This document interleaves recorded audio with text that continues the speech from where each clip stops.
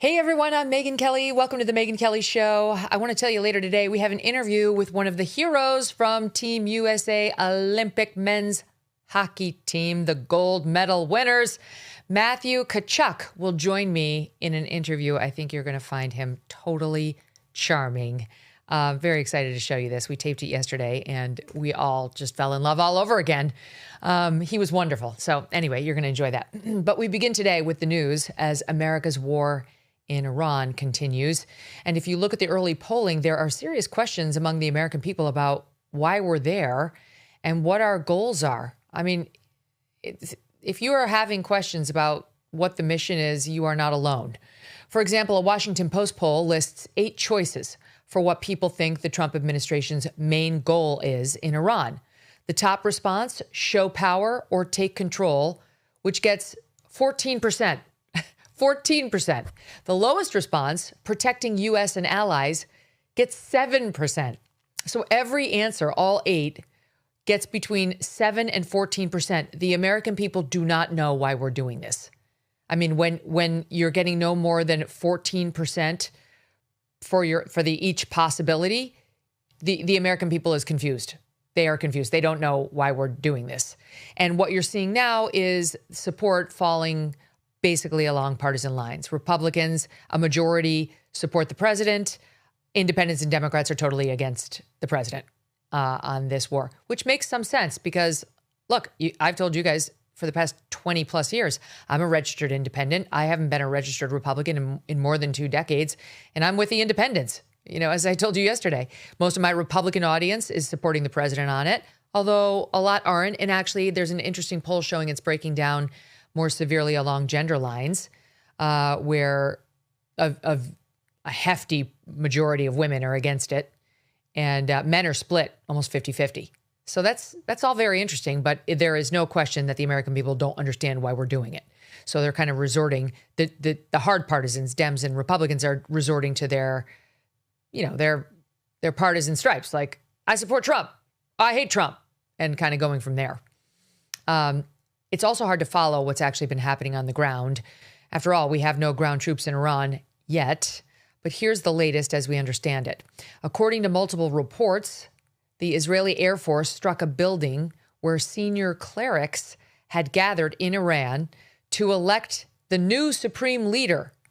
The Assembly of Experts has 88 members, though it's not known how many were in the building at the time or if there were any casualties. I mean, why are they still meeting above ground? You have to ask yourself, that doesn't seem smart.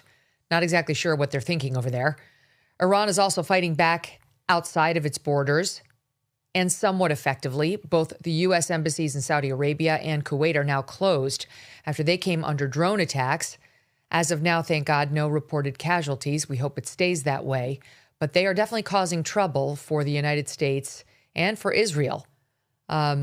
Before we get into the details of that, the State Department, not taking any chances, officially urging all Americans in the region to, quote, depart now due to serious safety risks, but people cannot get out. I mean, have you seen the videos of the long, long lines at the airport in places like Dubai? They can't get out. They didn't have a heads up that this was going to happen, and now they're being told, get out now, get out now. Well, they can't.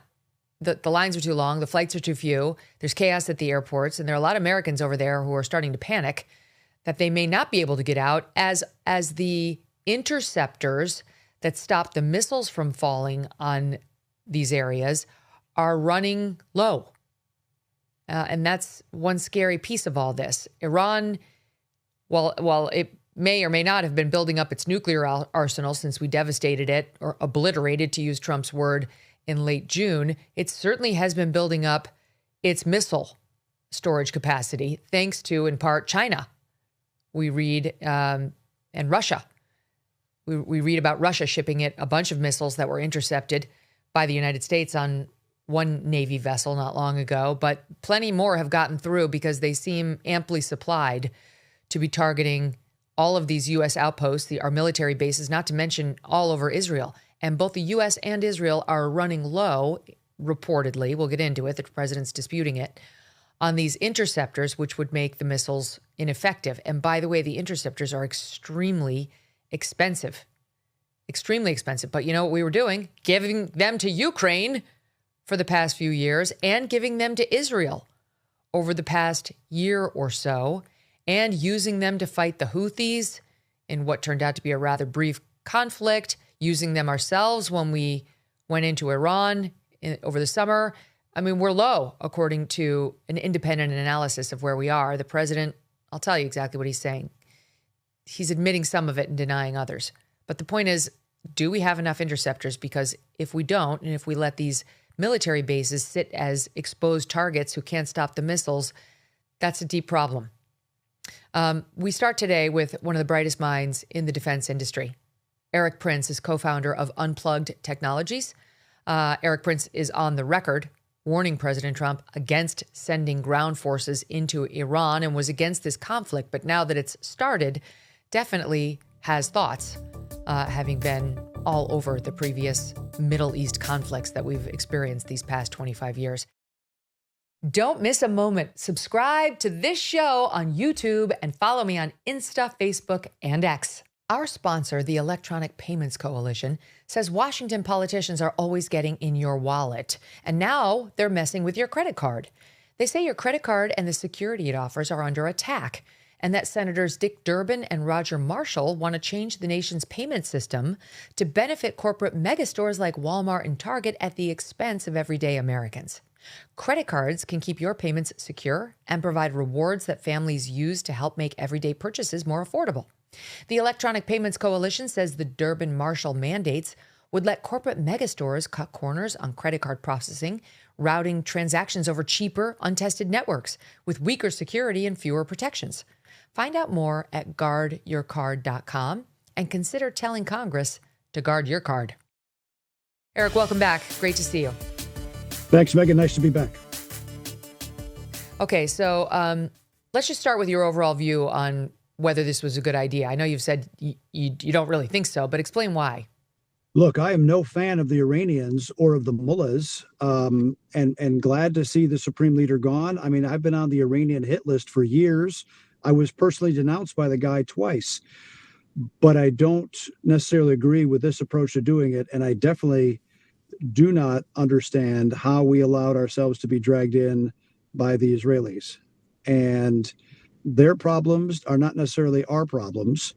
I think how we got to that decision, that certainly there'll be books written about that. I am all in favor. As America comes towards 250 years, we probably need to declare our independence from what Washington warned about, overseas entangling alliances that drag us into this situation. I agree with Tucker. I think the president was extremely uncomfortable in doing these strikes, whether he was arm twisted, coerced, extorted. I don't know. I don't have that kind of information, but I can't imagine anybody that thinks this is a fantastic idea other than the typical neocon chorus.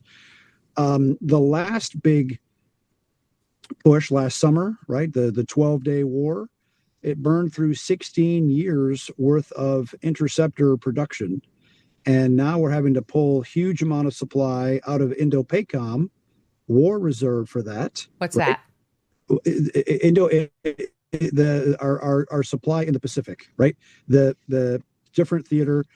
So we're pulling down magazine supply from there to try to defend all these U.S. facilities in the Gulf from being smashed. The Iranians are really good at asymmetric warfare, meaning high payoff, low cost for them. They built that $20,000-$30,000 drone, which costs the United States $1 million to $3 million per drone to shoot down because our interceptor missiles are so expensive. The Iranians have built thousands and thousands and thousands of those. There's 44,000 mountains in Iran, and they've been busy tunneling for years. I would have hoped that lesson was taken from the conflict against the Houthis. Remember, the Houthis were in Yemen. They're shooting a lot of missiles at ships passing by, jamming up the southern end of the Suez Canal. And for all the billions of dollars of precision weaponry we tried to do, never really degraded the Houthis' ability to keep shooting at ships. And now to go into Iran, into their prepared homeland. Iran does not have an Independence Day because they've not been conquered since Alexander the Great, hundreds of years before Christ. So I just don't. Look. I think it's great. I appreciate what the president said 2 days ago when he said, I've paid a great gift to the Iranian people in killing the mullahs, the leadership of the Iranian government that killed all those thousands and thousands of protesters. Great. Good on them. But now declare victory and be done. Treat it like a punitive Roman raid, right? When Rome, the Roman Empire, had been getting ravaged for years and years by the Carthaginians, by Hannibal, right? The guy who took elephants in. When he came, the Roman Senate met after the Battle of Cannae. I think there was 80,000 Romans killed in that one battle in the morning. And the senator said, Carthage must be destroyed. So they sent Scipio Africanus, punitive raid. That worked. Carthage was not a problem again. This is a way for Trump to do it to Iran, pound them. He's done that, fine. They just struck Trump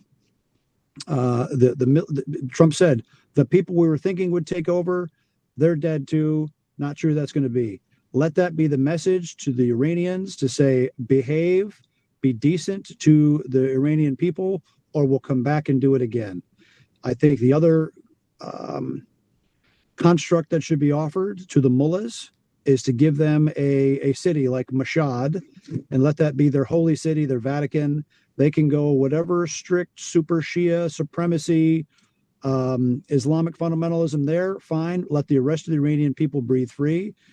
But the president is not well advised if people are telling him to go deeper and deeper and deeper into this for weeks, because our interceptors are exceedingly expensive. Iranian weaponry is relatively very cheap, and they have built lots and lots of those, and they will smash not just U.S. facilities, but the other Gulf infrastructure, which they've been very active at. And this is not going to go so well for the United States. So I would encourage him to declare a punitive raid, deliver the lesson. And it's clearly unprecedented, amazing intelligence that they were able to strike that many high-value targets at one time. But this idea of trying to foment regime change to the perfect person and the idea of putting ground troops is extremely bad. Extremely bad. Why? Please do not. Why is it bad? Well, we had a hard time. The United States had a hard time pacifying Iraq. Iraq has effectively been lost to Iran as it is. There's a 250,000 man Shia militia that is loyal to Iran. Those are the guys that have been shooting missiles and drones at U.S. facilities just over the last few days. But it took us trillions of dollars and thousands of lives to try to pacify Iraq, which was less than a third, almost a quarter of the size of Iran. So the idea that we're going to do it to a much better prepared Iran with the IRGC is it's a 10x worse decision than going into Iraq was. That's scary. And yet the president said yesterday he doesn't get the yips when it comes to putting ground troops in. And, even Tom Cotton was on the Sunday shows suggesting, maybe a small ground force if we need to. But clearly they're opening that possibility because everyone, experts like you, who have been neck deep in warfare for a long time, have said there's not really going to be a regime change unless you actually do put boots on the ground. That's not something we can do from the air, not at least in a country like Iran, which doesn't have just 40 leaders who were there running the country or who were hit at that meeting weren't anywhere near to, quote, the regime. There are tens of thousands who make up the regime. Correct. The Iranian Revolutionary Guard Corps really behaves like the old SS in a Nazi Germany state. They are a military power unto themselves, really with effectively more power than the Iranian military. They are hyper loyal to the regime. They are of, by, and for the regime. That's how they make money as well. And the Iranians have really gone to a dispersed command and control system, figuring that the West would smash their command and control infrastructure. They dispersed that authority and responsibility out to the various regional commands to maximize the mayhem that they can spread. So this is a exceedingly difficult situation. Who takes over? I don't know. I don't think it's going to be Reza Pahlavi. And again, this is something that was instigated and pushed by the Israelis. It does not have to become an American problem for the next weeks, months, and certainly years. They wanted this. They broke it. They bought it. And I find it really ridiculous to think of sending U.S. troops when Benjamin Netanyahu's own son, 34-year-old able-bodied male, is hanging out in Miami Beach. Hasn't even gone back to serve in the IDF himself. Come on, that's ridiculous. But he'd be thrilled to see my son or yours go over there and die for Israel. I mean, that's how it seems to me. He'd be perfectly happy to see any American military service personnel go over there and give his life so that he can feel better about having defeated Iran and having used U.S. troops to do it, Erik. I understand the people's argument that say, well, Iran's been at war with us since 79. Yes, they've been taking shots and pushing back and all the rest. And the Iranian regime is terrible. But this is ultimately up to the Iranian people to decide their future. It doesn't have to be us. Just like the French helped us, the French fleet showed up for a couple months around Yorktown in 1781. But it was the American people that did the fighting that took on then the most powerful empire in the world, the British Empire, and got our freedom. The Iranian people have to rise up, and if people want to do action, fine. All the super hardcore hawks on Iran, they can volunteer. They can go be trainers and train and work with the Iranian people to help them gain their freedom. It does not have to be active duty U.S. forces at an extremely, extremely high cost of delivering energy, whether it's defending themselves from incoming weapons or the weapons that were sent. I am confused by the messaging because I thought all the strikes last summer took out their nuclear program. Now Netanyahu's saying, "Wow, they're still just weeks away from a nuclear program." I don't know. I think the president should say, we did our part. We punished the regime that killed all those protesters. Now the protesters have to figure out what they're going to do and take their country back. It is not our responsibility from 8,000 miles away to do that. The New York Times had a very in-depth article that posted late yesterday on exactly how we got into this. And it talked about how the reason we didn't go in during the midst of the protests was we were not ready. We did not have the military assets we needed in the region in order to support this war. Israel, too, was saying it was not ready. It needed to replenish some of its missile defenses. We needed to get some more assets into our military bases in the Gulf.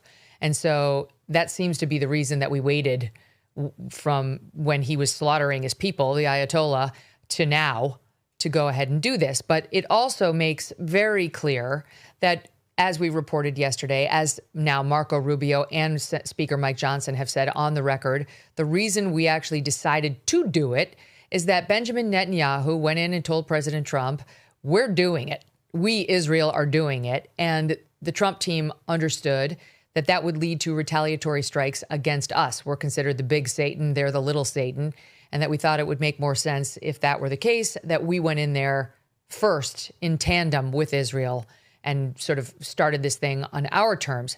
I don't know what to believe there, to be honest, Erik, because we could easily have looked at Netanyahu and said, no, you're not going to do it. And I think he would have listened to us. I mean, he depends on us for ammunition and military backup. Do we really believe that if Trump had looked at Bibi and said, it's a no, we just bombed the nuclear facilities for you in June, and there's not an appetite of the American people to have Iranian bombs raining down on our military posts in the Gulf, thanks to you. So no, you will not be going in there and starting yet another war, that he would not have listened? Yeah, no is a complete answer. And F no is an even more complete answer. And I wish the president had given that answer. But now that he has taken the first step, not just the first step, a lot of steps, we're lucky that we've only lost 5 or 6 killed in action so far. And I'm sorry for their families. Terribly. 6 so far. The fact is, an aircraft carrier battle group that deploys every 6 months loses people. The military is a dangerous job, but we must be exceedingly cautious with the blood and treasure of America. And the president can look great as the statesman to say, enough. We have killed the bad mullahs, the Guardian Council, the Supreme Leader. We have taken them out. That killed all these protesters. Figure out, you Iranian people, what that next government's going to look like. But it's not going to be dictated, and we're not going to bomb them into oblivion until then.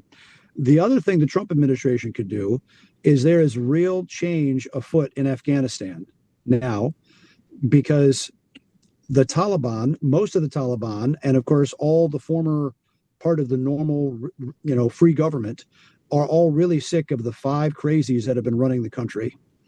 And even the Pakistanis are also really sick of the Taliban government, because they've been supporting the Pakistani Taliban. There is a real opportunity to remove the crazies from the Taliban government and have a more reasonable one, which would at least let us go back into Bagram to use as a deportation center and as another, let's say, position on the eastern flank of Iran. If you want to do regime change in Afghanistan, in Iran, fine. You don't have to do it with all kinds of U.S. troops or aircraft going over the border. You can actually take Iranian people that want to defend and fight for their liberty, train them in Afghanistan, and send them back in. If you remove the Islamic crazies who have now allied themselves fully with Iran next door. So that's a second. I'm sure Trump is thinking he can't be going back into Afghanistan. I mean, like, given the reaction he's had so far from a large faction of his base, that's the last headline they want to see. And now we're back in Afghanistan and we're doing regime change there too. Oh no, those are that's my frustration. When you have a CIA that's not willing to do their job. If you think of the continuum of foreign policy, you have diplomats and embassies on one end of the spectrum, and you have aircraft carriers and B-2 bombers on the other end. The 80% of the middle is the intelligence space. And what should have been done with covert action, I don't think was done. I don't think the Iranian opposition has been prepared in organized, not just in protest, but you have to give them just enough kinetic capability to take away the inevitability of the regime. So that when you had millions of people in the streets just a few months ago, when the regime forces came to kill people, that you have the means on the ground by Iranians to push back and to defend and to take away the inevitability of the regime. That is a much smarter way, and that's done for less than that's less than an hour worth of launching of all these interceptors. But sadly, we have an agency that has not embraced for decades that kind of clever use of innovation and American power. And so it defaults to the big Pentagon with that cost structure, and that will truly bankrupt us. So it is frustrating. Megyn, what about the Kurds, Eric? I mean, you spent more time in Iraq and places like it than anybody I know. And there's a report out today that I think in Axios that Trump has called Kurdish leaders to help in the Iran war effort, calling Kurdish leaders in Iraq. So saying the Kurds have thousands of soldiers along the Iran-Iraq border, and control strategic areas that could be significant as this war develops, that Iraq's Kurds have close ties to Iran's Kurdish minority. And I guess, according to this article written by Barak Ravid and Mark Caputo, the Israelis came in, Netanyahu, promising big things with the Kurds. He came in and said, oh, they're going to come out of the woodwork. They're going to rise up. He's, quote, been relentless in urging strikes on the regime in Iran. And he first advocated for the Kurds in a White House meeting, saying, this is the quote in the article, when he first came over and sat with Trump for hours, you would have thought Netanyahu had it all figured out, said the official. He had the successor planned out. He had the Kurds all figured out. 2 sets of Kurdish groups here and there. This many people are going to rise up, thinking that they could get them from Iraq to go into Iran, help their fellow Kurds, and be the fighting force, because the people have no arms, the regular Iranians, to fight the IRGC. Trump's plan yesterday, as he suggested, was he was just hoping that they would put down their arms and join hands with the patriotic Iranians in saying, no, forget it. We're not going to be the people we've been for all these decades. But in any event, what do you make of the Kurds as a possibility here? See, to me, look, Iran is not Iranians. It is ethnic Persians, ethnic Azeris, Ahwazi Arabs, some from Baluchistan, and of course, Kurds. So it is a multi-ethnic mix. I actually did a clandestine political poll in 2013 inside of Iran. 2,000 respondents from all over the country. And we polled what would get you back into the streets, and what happened to the Iranian Revolution. Why did you go to the streets in 79? And they said they wanted freedom. They wanted to be more Western. And they do not want to live under a mullahocracy. I get that. But I don't think the Israelis certainly haven't, and I don't think the CIA has adequately prepared an opposition with real force to actually push back on the regime at the ground level. This top-down approach, I don't know of anywhere in history, however wonderful and spectacular the precision weapons are, air power alone does not change a regime. And it certainly doesn't create spontaneous order. I mean, heck, I met Reza Pahlavi for the first time 6 weeks ago, and they were talking about Just FYI, I think most of our audience knows, but he's the son of the deposed Shah, who's been living in America for all these decades and is Iranian, but not really. He's kind of more American than we are at this point and doesn't have a lot of support amongst the Iranian people. But he gets mentioned as a possible next-gen leader, even though he's not. It doesn't sound like Trump has a lot of faith in him. Keep going, Eric. Yeah, I'm agreeing with you. But if no one has gone through the steps of, hey, how are we going to set up defense committees inside of Iran so that when you have a city, how do you defend it? How do you protect it? How do you defend your people? How do you take away the Quds Force IRGC capability town by town? I don't know of anybody that's done that. And maybe I'm just not informed, but my God, when you have millions of people in the streets over the last decade plus, would have been a good time to roll out that capability. Or having seen the absence or the need for those, you'd think the intelligence community would have been building that capacity on the ground or next door in Afghanistan or in Kurdistan, northern Iraq, to be ready for this day. But nobody's done that. And so the top-down approach with air power alone is not going to get us there. I beseech the president to not send ground troops into Iran. The actual geography of the country just speaks to defense. And here's what's so scary to me. The president is talking about, I could do it in a couple days or 4 weeks, 5 weeks. I can do this. I can, trust me. And his officials from his administration are saying, like, it's not going to be Iraq. Just stop. Like, it won't be Iraq. It's going to be quick. But many people online pointing, this is just one of many. We could have pulled a lot of these. Dick Cheney, back in March 2003, about the Iraq war. This is 3 days before we launched it, SOT 5. If we do have to take action, do you think it will be a long war or a short war? my own judgment, based on my time as Secretary of Defense and having operated in this area in the past, I'm confident that our troops will be successful, and I think it'll go relatively quickly. But you can't months, count on that. Weeks rather than months. There's always the possibility of complications that you can't anticipate, but I have great confidence in our troops. 8 years and 8 months later, we finally pulled our troops out. It was not weeks. It was not months. It was nearly a decade, not to mention what happened in Afghanistan. And tens of thousands of wounded. Look, a sliding door moment in that conflict. The head of Iraqi intelligence came to see me early in 2004, like February. So the U.S. had been there for about 9 months. And, you get the initial pause and calm after the invasion, and then the chaos starts.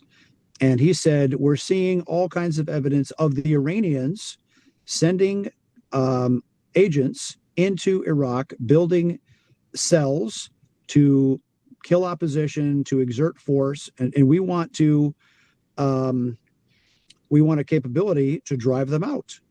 So he said, yes, this is back in my Blackwater days. The CIA was going to pay for it. It was a tiny cost compared to what was being spent per day, and blocked by Condoleezza Rice, the National Security Advisor. Wow. No, Iran is not our enemy. We have to respect the political process, all the rest. If we had severed and prevented the Iranians from getting their hooks into Iraqi society, we wouldn't have had all the problems in Iraq. But now to think we're going to wade into Iran, into the IRGC's hometowns, and say we're going to impose regime change and consider U.S. troops, please, that is a bad idea. If people are so hell-bent to do it, fine, let them go volunteer. They can train the Iranian people, carve out some part of Iran that they conquer and free, and build from there. But it does not have to be done by our active duty forces, period. Here's what the report is on the munitions problem today. It's written by Kelly Bucar-Vlahos of responsiblestatecraft.org. She spent some time working for Fox News. She's got the right background for this reporting. She's taking on the president's Truth Social overnight on Monday, which reads in part as follows. The United States munitions stockpiles have, this is Trump, at the medium and upper medium grade, never been higher or better. So medium and upper medium, never been higher or better. As was stated to me today, we have a virtually unlimited supply of these weapons. Wars can be fought forever, he writes, and very successfully using just these supplies, which are better than other countries' finest arms. At the highest end, we have a good supply, but we're not where we want to be. Much additional high-grade weaponry is stored for us in outlying countries. Sleepy Joe Biden spent all of his time and our country's money giving everything to P.T. Barnum Zelensky of Ukraine, hundreds of billions of dollars worth. And while he gave so much of the super high-end away free, he didn't bother to replace it. And says, fortunately, he's rebuilt it. But this is Trump saying we're good on medium and upper medium grade, and that we can basically raid our outposts if we need more on the high-grade weaponry, which we are low on, he admits, thanks to Ukraine. Now, here's what she reports.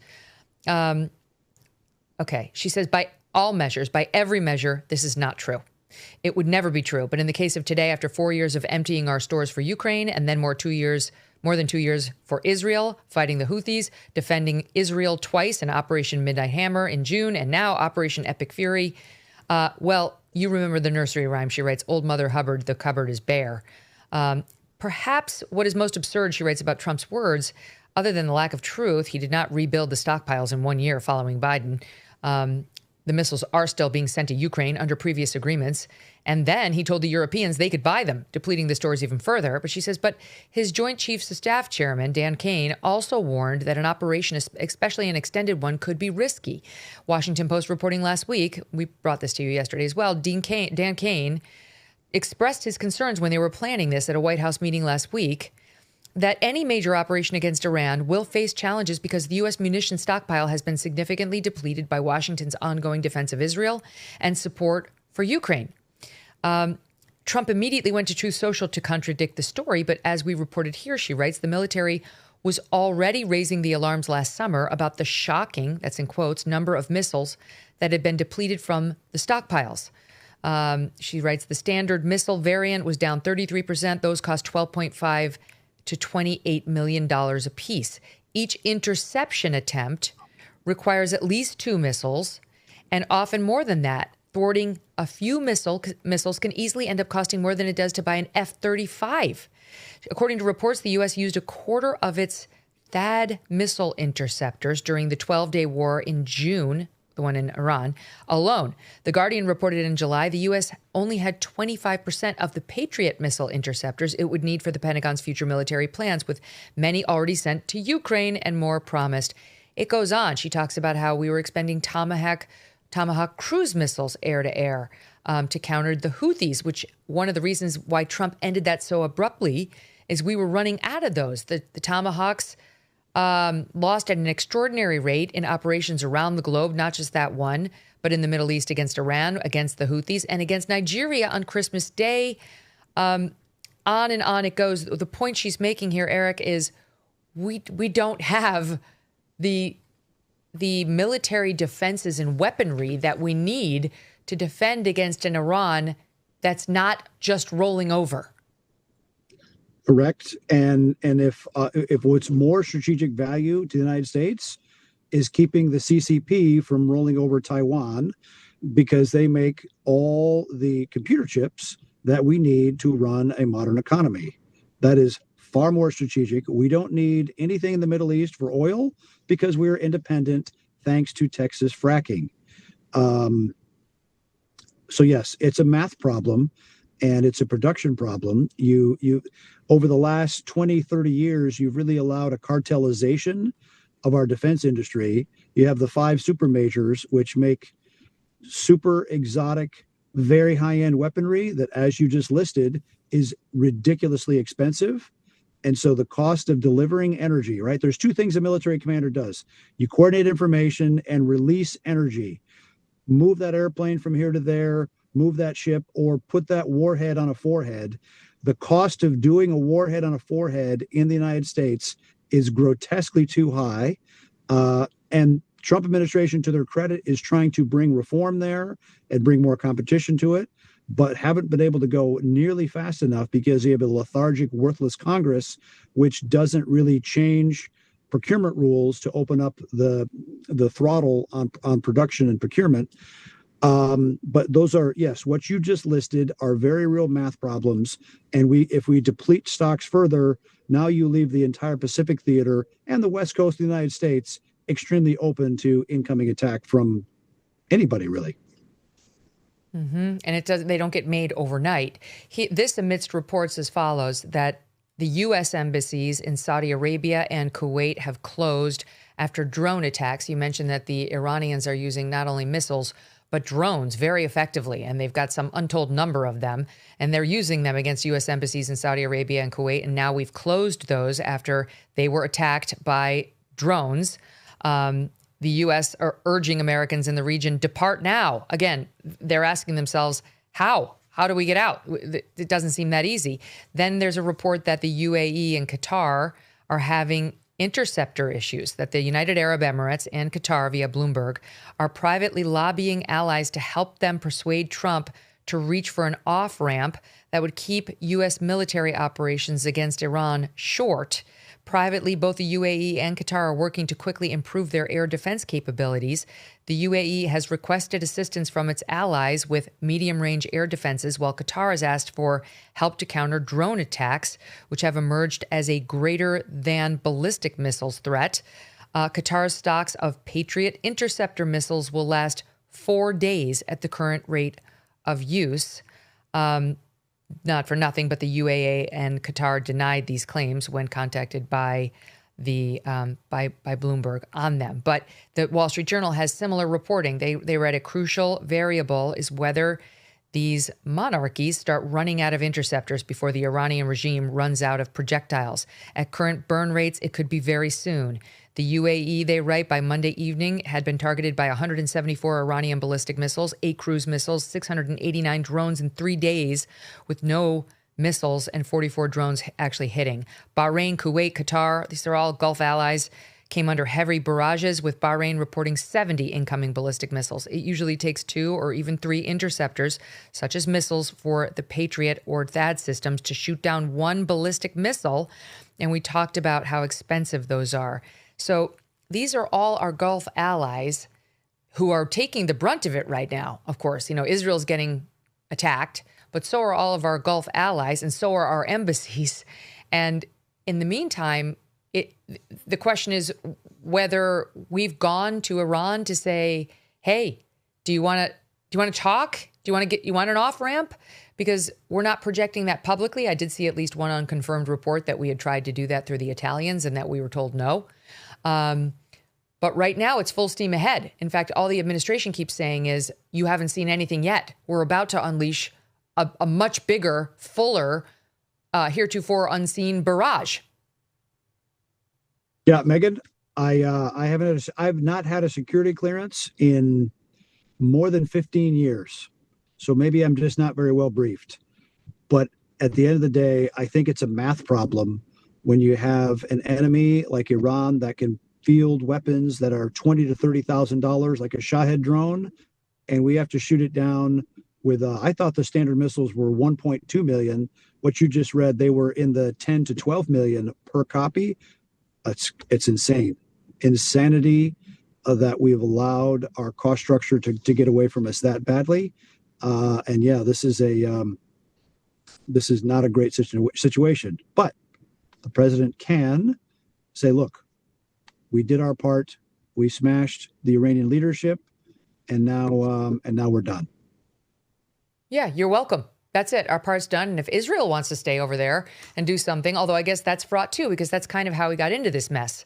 Israel, look, there's 2 roles for Israel here. Number one, Bibi has been lobbying President Trump for the better part of a year to do this. He desperately wanted to strike Iran. He's wanted war with Iran for decades. He's pleaded with every U.S. president to allow him to do this and to help them do this. And finally, he found a taker in President Trump. So it's been very clear that he's wanted to do it, and he wants to do it with our help. The specific catalyst was allegedly, according to Rubio and Speaker Johnson, that he came into Trump and said, okay, we're going to do it. And Trump and team said, well, if they're going to do it, we're the ones who are going to be taking the responsive strikes. So let's join in. We'll do it in tandem. So yes, on a sort of short-term basis, it was also potentially his fault, but that undermines the obvious truth that Trump could have told him, no, you're not doing it either. And Trump didn't do that. And I think that reverts back to point A, that he'd been getting convinced by Bibi for a year that this was necessary. And we had this chance, especially Bibi was reportedly arguing, especially after the nuclear facility strike in June, they're weakened. Now's the time, strike while the iron's hot. And he talked Trump into it, Eric. Now the president's defenders are like, oh, no one talks Trump into anything. Like, oh, come on. Trump didn't run on this. Trump wasn't promising war with Iran. Trump wasn't running around saying, I'm going to take out the Ayatollah. That was Bibi all along. Clearly, he was persuaded by Netanyahu this was a good idea. Persuaded or coerced or extorted? I don't know. I'm not at that decision-making level. I don't claim to be. I just claim to understand math. And right now, we don't have a great math scenario. The U.S. forces, for what they were asked to do, performed amazing. Of course, when the enemy shoots back, sometimes their rounds are going to get through. And the friendly fire incident over Kuwait, losing 3 aircraft, we are exceedingly lucky we didn't lose those crews. Yeah. But it's not time to go deeper into Netanyahu's war. And I think he's been to Washington at least 6 times. You think he could have taken his son back? And the White House at least 7. Okay, 7. You think he could have grabbed his son from hanging out on the beach in Miami and taken him back to at least serve in the IDF instead of asking America's sons and daughters to do the same? Yeah. Why do we have 6 dead American troops now while his son's on a beach in Miami? That's a good question. He went on with Sean Hannity last night, and I'll show you the exchange. SOT 1. You know, there are people that say, well, the prime minister of Israel dragged Donald Trump into it. And as somebody that's been friends with him over 30 years, nobody drags Donald Trump into anything, number one. But I want to get your reaction to that.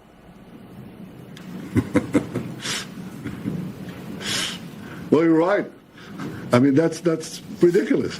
Donald Trump is the strongest leader in the world. He does what he thinks is right for America. And we have to understand that we're fighting here. We're fighting here the bad guys. We're the good guys. I mean, the evil laugh is just right on brand there. But I just think, so, okay, they're setting it up such that, look, I'm just going to be honest. Hannity is a supplicant to Donald Trump. He would never say anything other than to puff Donald Trump up. And it's not, we all love Trump, but let's be real. Like, he can be flattered into thinking, yes, this is your idea and it's a great one and you're the leader of the free world and we need you, Mr. President. Bibi's not dumb. He would know how to talk Trump into it, which is clearly what he did. And then you have Rubio on record and you have Speaker Johnson on record saying this is kind of the ultimate catalyst. And now Trump comes out today and says the following. This just hit. Watch. Mr. President, did Israel force your hand to launch these strikes against Iran? Did that pull the United States into this war? No, I might have forced their hand. You see, we were having negotiations with these lunatics, and it was my opinion that they were going to attack first. They were going to attack. If we didn't do it, they were going to attack first. I felt strongly about that. And we have great negotiators, great people that do this very successfully and have done it all their lives very successful. And based on the way the negotiation was going, I think they were going to attack first.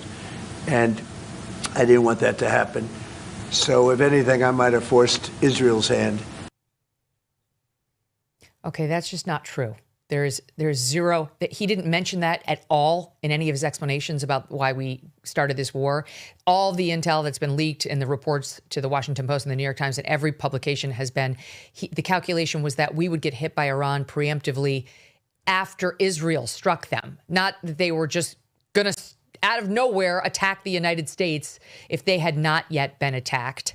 And that while we were having these negotiations with them where we made demands they were never going to meet, Eric. I mean, in no world were the Iranians going to promise they would never have a nuclear plan, civil or otherwise, ever. I mean, that's just, as much as we love that, there was no way they were going to, we set these terms that they, of course, were not going to meet while we were moving our aircraft carriers into the region, getting ready to execute Bibi's plan. Your thoughts on it?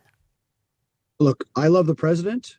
I love largely the decisions he's made, but I love him enough to also tell him when he's going down the wrong path. And in this case, putting ground troops or extending this war longer is the wrong course of action.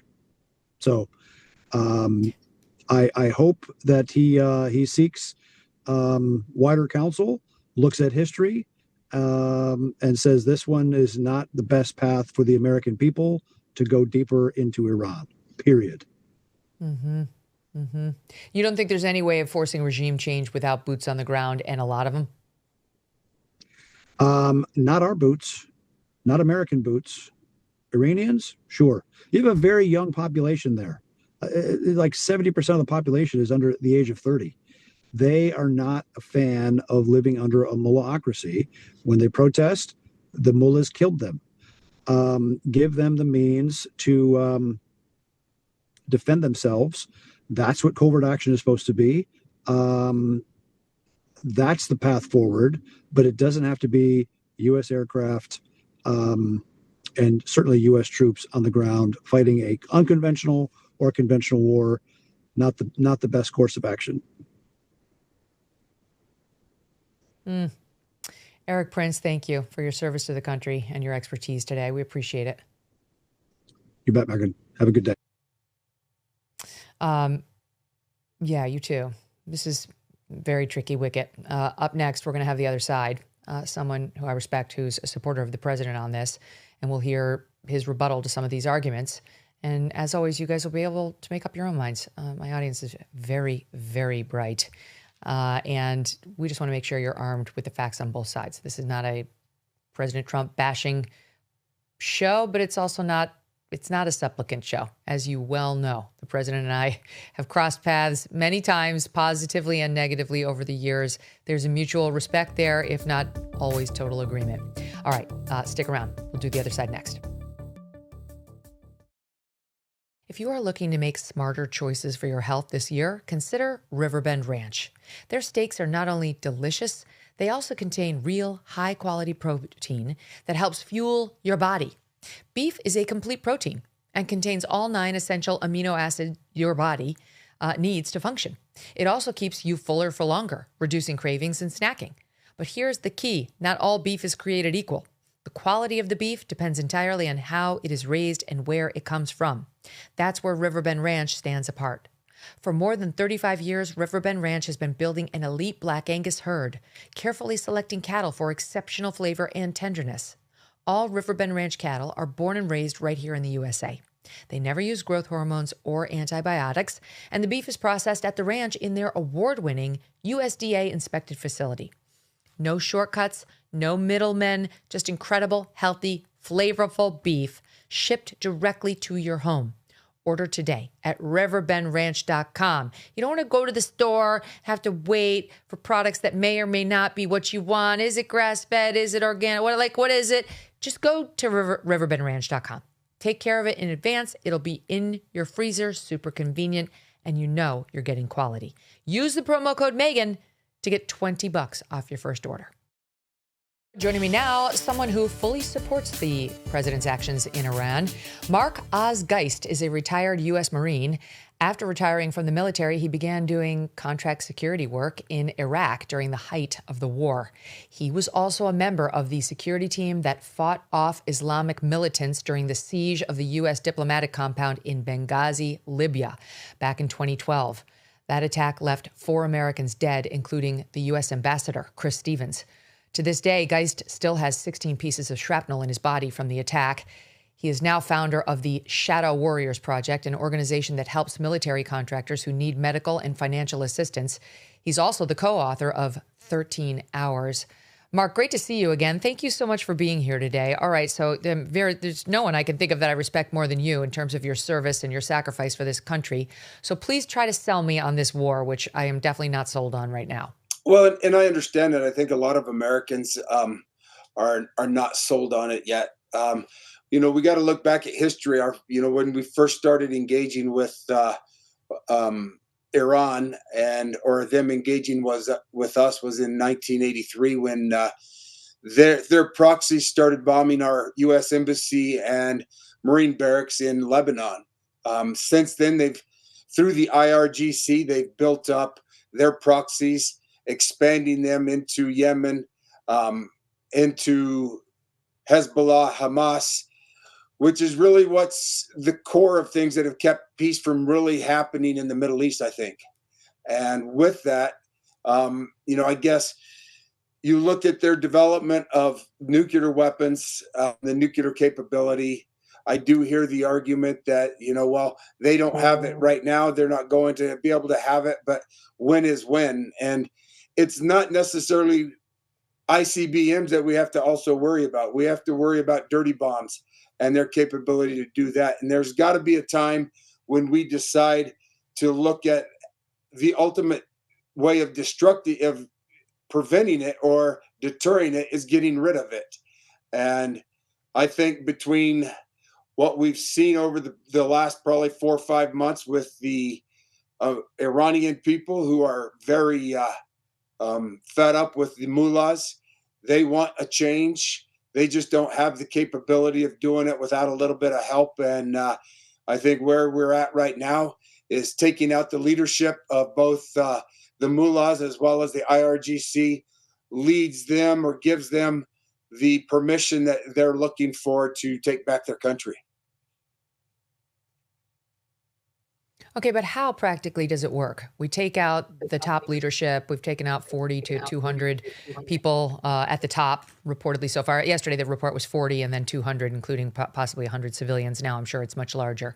But President Trump says you haven't seen anything yet. We're about to go back with our biggest assault on Iran. So we'll see where that goes. But how does it work? Because you've got the IRGC throughout the country who are armed and vicious, I mean, notoriously vicious, who literally were shooting protesters in the head a couple of weeks ago. And what President Trump is saying is, hopefully they'll put down their arms and join with their fellow Iranian patriots. That doesn't sound like a plan. So how do we actually get those guys to work with the freedom-loving Iranian people for actual regime change in Iran? Well, I mean, it is a plan, Megyn. I mean, the thing is that could be the plan. Everybody wants to sit there and say that the plan has to go all the way through completion of the Iranian people taking back their country. One is the United States has never been good about changing dictatorships. We've failed at it so many times, whether it be through direct military action or through the CIA. What has to happen is it has to come from the people within Iran. And they're the ones that have to decide if they're going to take their country back. What we have to look at is, how do we protect America, our soldiers, our allies that are in the region? And we have to do that by eliminating their capability of bringing offensive action to us. And that's really what this is about right now, is eliminating their ability to do that to us and holding us hostage to a nuclear weapon. I mean, we were told by this administration that the nuclear facilities and capabilities were obliterated. That's Trump's word in June. Mm-hmm. So it's very hard to believe that they were anywhere close to meaningfully rebuilding that 8 months later. And indeed, we heard yesterday that the intel, as briefed to the Gang of Eight, did not suggest they were anywhere near that, nor were they anywhere near short of a decade of getting ballistic missiles that could reach the continental United States. So there was no imminent threat. That's really what many of us are hung up on. Like, it's be one thing if we really did have intel that they were about to launch something massive against us, but it seems to me they were doing the stuff that Iran's been doing for decades, which is saber rattling and dreaming about one day having a nuke. Well, if you look in immediately after we destroyed their capabilities, or the capabilities that they had, there was a onslaught of Chinese moving into and bringing in more technology for them to utilize. And we define the threat, and everybody keeps talking about the threat being an ICBM because we're sold on this idea that that's a big threat. I mean, we got to look at Russia, or not Russia, but Korea. North Korea has ICBMs. But do we worry about them? Why don't we worry about them as much as we do about Iran? And it's because they have a more stable and not such a radical environment. They are looking at protecting themselves and using it as a deterrent. Iran has always said that if they have the ability to build any type of nuclear device, and that's what it's got to be looked at, is the threat is the device, and it doesn't necessarily mean the delivery is just a different item, how that's delivered. And with the fact that we had open borders over the 4 years of the Biden administration, the amount of people in sleeper cells that have came into our country, and that can pose a threat internally. All they have to do now is provide that source to those sleeper cells that are here and use something like that, whether it be chemical or nuclear, and are going to have a problem that is 10 times worse than what 9/11 was. I mean, imagine if they took a oil ship, a transport ship, and put a nuclear device on it, floated it into New York Harbor under the guise of another country, and blew that up. What would we see there? Something 10 times worse than what 9/11 was. And we cannot allow that to happen. And well, I agree with that. But what happened to we obliterated everything? Well, I mean, come on. Do you think that we really did? No. And how hard is it to rebuild a small nuclear device? Maybe I was naive. I believed the president and the Secretary of Defense. I believed them both. Yeah, and they repeatedly. It was the left that continued running around saying these are lies. These are lies. They didn't obliterate. And those of us who believed in President Trump and took him at his word, and Pete Hegseth, were defending them, saying we believe them when they say that it was annihilated. We talk about the bunker busting bombs. We played the presser with Pete and and Dan Kane, and now here we look like fools because they're like, oh, gee, or no, they were about to drop the bomb on us. What does it take to build a dirty bomb? How long does it take to have that if you have the material? We know they didn't get rid of all of the material, I'm sure. We seen the BDA that showed the obliteration of their ability to build an ICBM, to be able to take it to that level. What we're looking at is there's still the threat there of other devices and other capabilities. And if you have the opening to be able to allow the Iranian people to take back their country, and if we see that happen, I mean, right now we've seen what Iran has done has even solidified the relationships that we have with other countries in the Middle East that much more.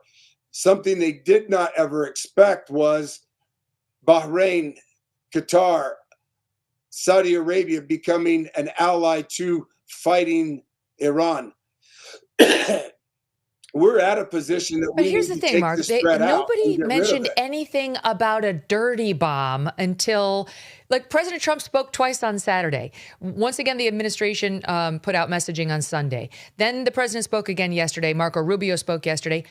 It took 3 days for them to finally be like, and maybe a dirty bomb. Like, this was... Nobody said, here was President Trump's, can we play the soundbite that we played yesterday, Deb saw 2 or 3, whatever it was. This is what President Trump said was the reason. This is how he explained why we had to do it on Saturday morning. Our objective is to defend the American people by eliminating imminent threats from the Iranian regime. For 47 years, the Iranian regime has chanted death to America and waged an unending campaign of bloodshed and mass murder, targeting the United States, our troops, and the innocent people in many, many countries. It's been mass terror, and we're not going to put up with it any longer. Iran is the world's #1 state sponsor of terror and just recently killed tens of thousands of its own citizens on the street as they protested. It has always been the policy of the United States, in particular, my administration, that this terrorist regime can never have a nuclear weapon. I'll say it again. They can never have a nuclear weapon. They've rejected every opportunity to renounce their nuclear ambitions, and we can't take it anymore. We're going to destroy their missiles and raise their missile industry to the ground. It will be totally, again, obliterated. I don't believe the dirty bomb story. It would have been in the initial justification if it were true. Well, the thing is, though, I mean, you got to look at it like this, Megyn. What threats have they always had or tried to develop? Okay. We want to sit here and stick on, okay, and because I'm not an advocate for war by any means. It is not what we should do unless we have to. Okay. But the history of Iran since 1979, when the mullahs took over, they have done nothing but try to kill Americans. And if they got a nuclear weapon, what do you think that they would do with it? Would they use that as a deterrent for us to attack them? Or do you think after all of the history that we've seen of them, they would use it to destroy Israel and destroy America? And I have no doubt that that's what they would do. I mean, Iran would fully understand. I think Iran would understand that any sort of attack on the United States of America involving nuclear would be certain annihilation. I mean, they're not dumb. They would understand that it would be annihilation for them and all of their people. So that I do have doubts about whether Iran would actually use it. And what Steve Witkoff is saying today, the negotiator for President Trump on this, is that, well, let me just finish. He's saying that they told them on the first day of the meetings, he and Jared were told by them, that they still have enough enriched uranium to make 11 nuclear bombs. He said that's how they opened, that they still have enough to make 11. So if they had enough to make 11, why didn't they make the 11 and drop bombs on us if they were prepared to nuke us? I mean, I just think, like, so what is your idea? If Iran were prepared to do that and was going to do that if it got a bomb, it would have done it. What is your idea of nuke us? Nuke us is an ICBM. That's what everybody talks about. That's the big thing that you're thinking of. Okay. 2 is show me where any terrorist is worried about dying. The mullahs don't care about their people. They, as you've said, they've killed over 10,000 of them just in the last few months because of them rioting. They don't care if they sacrifice all of their people. What they do care about is destroying America. I mean, it is paramount to what hate happens to a person and how it takes somebody from having common sense to not being able to go to every extent possible to blow something up. I mean, I've been in the Middle East in and out of 40 years. I've seen kids wear a suicide vest to go blow up a Marine or a facility. How do you get somebody where in there is any sense that they would utilize what we think of from our Judeo-Christian principles, our morality? We can't put that on them because they will not listen to it. It's not common to them to have that. They're willing to sacrifice everything for the destruction of America, because what do they do if they die? They go to heaven and they get 72 virgins and they live in paradise. I mean, if I can promise you that, what would you not do? Yep, I hear you, and I certainly am not defending the Iranians and their intent as good people, the mullahs who run Iran. However, I think generally we've been of the mind that we don't start wars unless there actually is an imminent threat against us. And this has been an exception to that. And I mean, even though the president used the term imminent threat, he was undermined immediately by those around him who's leaking to the Washington Post and the New York Times and the Wall Street Journal. And I think that with respect to like the nuclear program, that's why we took it out in June, like that, because we understood that Iran could never have a nuclear weapon. And I think the American people were behind Trump on that. I was behind Trump on that. Like I defended the strikes in June. I was thrilled to see them target those sites, but nothing's changed since June. They didn't rebuild their nuclear program. So what did we do that for? So what else is the threat? What other threats do they have? What other capabilities do they have? And have they always had? And are they willing to use them? And at what point do we decide to make sure that we take, I mean, not only the threat of the nuclear weapons, but the capability or the possibility of bringing around regime change in a way that is not going to involve our troops? Because I think if anything that involves us putting... But it is involving our troops. Let me finish, Megyn. If it's involving anything where we put boots on the ground, then I'm not for that. I think there's other ways to do it. And I go back to, it's up to the the Iranian people to take charge. We give them the opportunity to take over their country. And at some point, when you have a bully in the backyard or on the playground, somebody has to face up to that bully and punch him in the nose. And we have done that, and we need to continue to do that, giving the rest of the people on the playground and showing them that, you know what, you can take over this bully as well and make your own playground safe. And that's what really I think is a lot behind this. What about making it so the Iranian people can have an environment where they can take over their country and choose, the people of Iran choose what they want, not what some mullah wants to tell them they have to have. It would certainly be nice if it could happen. I have my doubts given how ingrained the Iranian Revolutionary Guard is in the country and the regime's emissaries are in the country. There are reportedly thousands of them. I've heard the number 10,000.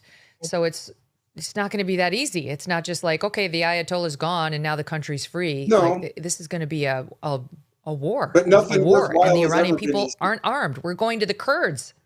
Nothing. Well, we got to remember. I know, but like this is quagmire we didn't need to do.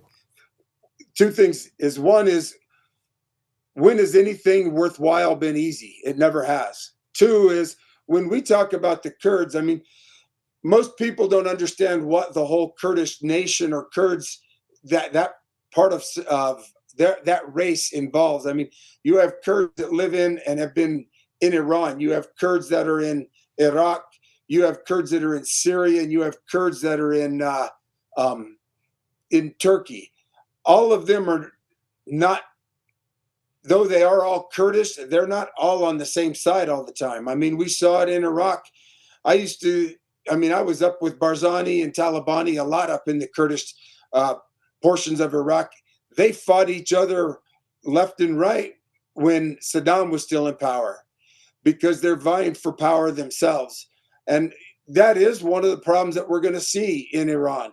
is all the little different factions, because as your previous, as Erik Prince previously stated, it's not all Iranians. They're all Iranians, but they're not necessarily all Persians. There is Baluchis, there's Kurds. We've got several different factions, and yeah, they're going to have a problem. They're going to have trouble figuring it out. But at some point, I know, Mark, as I listen to you talk, I'm like, oh my God, we don't want this. We just got over 20 years of this. I don't want to hear anything about the fucking Kurds or Barzani or Turkestani or any of the Anis. I don't care about them. I care about my kids. Americans care. They want a mortgage. They want to be able to work a single family, income to live on a single family. They want it to be able to take a vacation. They want to send their kids to a decent school without being overwhelmed with illegals. They want the illegal deportations to continue. And how are we going to focus on that when we're also focusing on an Iranian war? We are not going to do both simultaneously. Like, I'm sorry that the Iranians have a terrible man ruling their country, or did until 2 days ago. The next one they were looking at doesn't look so great either. But I don't give a shit. It's like, I just feel like we have our own fucking problems to worry about, and I have so little bandwidth for them. And Megyn, I would agree with you completely on all of that. I've been probably in my life overseas, I've been to probably 50, 60 different countries. And you know what? Everybody in every country wants the same thing. The problem is not the people. The problem is the governments. And that's the problem that we are always going to run into. And at some point, we have to do what we can when we can, whether it's a lot or a little, to help other people have a better life. And I'm right there with you. I think our focus should be on what's going on in our country right now, because we have a lot of things that we need to focus on and fix. But at the same time, when an opportunity is opened, we can't just turn away from that and hope that it just goes away, because it's not going to just go away. The mullahs, the IRCG, the capabilities that they are trying to develop, it is going to affect us at some point in the future if we don't deal with it. As much as I wish in a perfect world, it would just go away, it's not going to. I've seen it too Point much. Taken. I respect you. You listen, you've been boots on the ground over there. You know better than anyone. So I greatly respect your POV and for you sharing it here. Thank you. Mark Geist, great to see you again. Thank you so much for having me on. Thanks for all you've helped me do too in the past. Oh, it's my honor. I'm honored just to know you, Mark.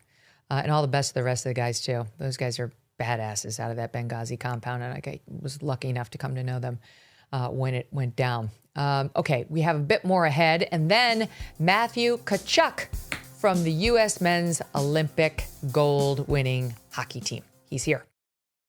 Let's be honest. America can still be a dangerous place, and you cannot afford to wait for help. Sure, you could use a firearm, but in today's America, defending yourself with deadly force could have legal consequences.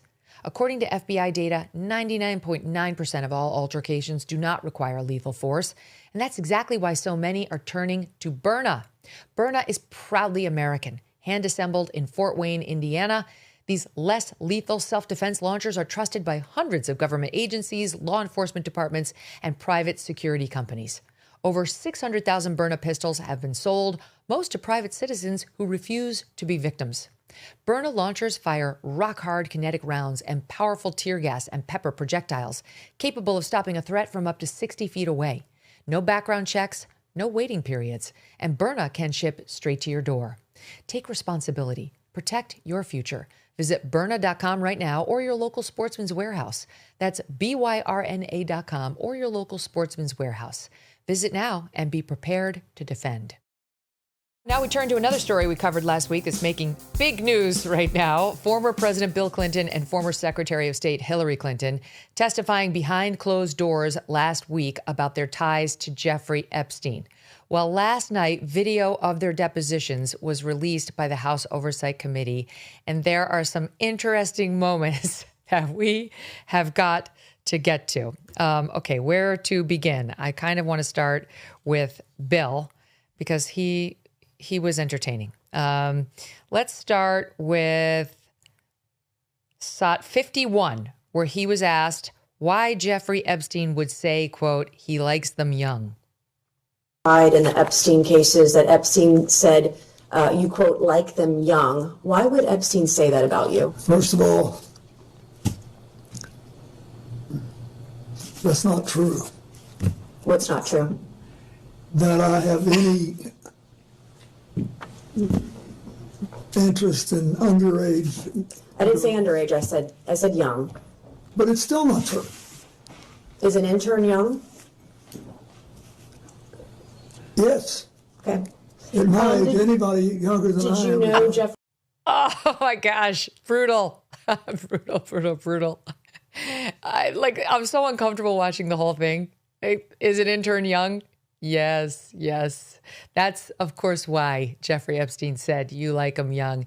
Don't make me show the picture again, Mr. President, of you leering at my friend's breasts when she was 20 years old at the Bombay Club in Washington, D.C. My pair of friends, we were all around 20 at the time, and they were in Washington, D.C., and so are you. You were still president. It was 1999, and you were leering down her blouse with your hand sneaking up the side on the side boob of my other friend. Okay, so Meg Florence and Abby Rittman might dispute your statement that you don't like them young.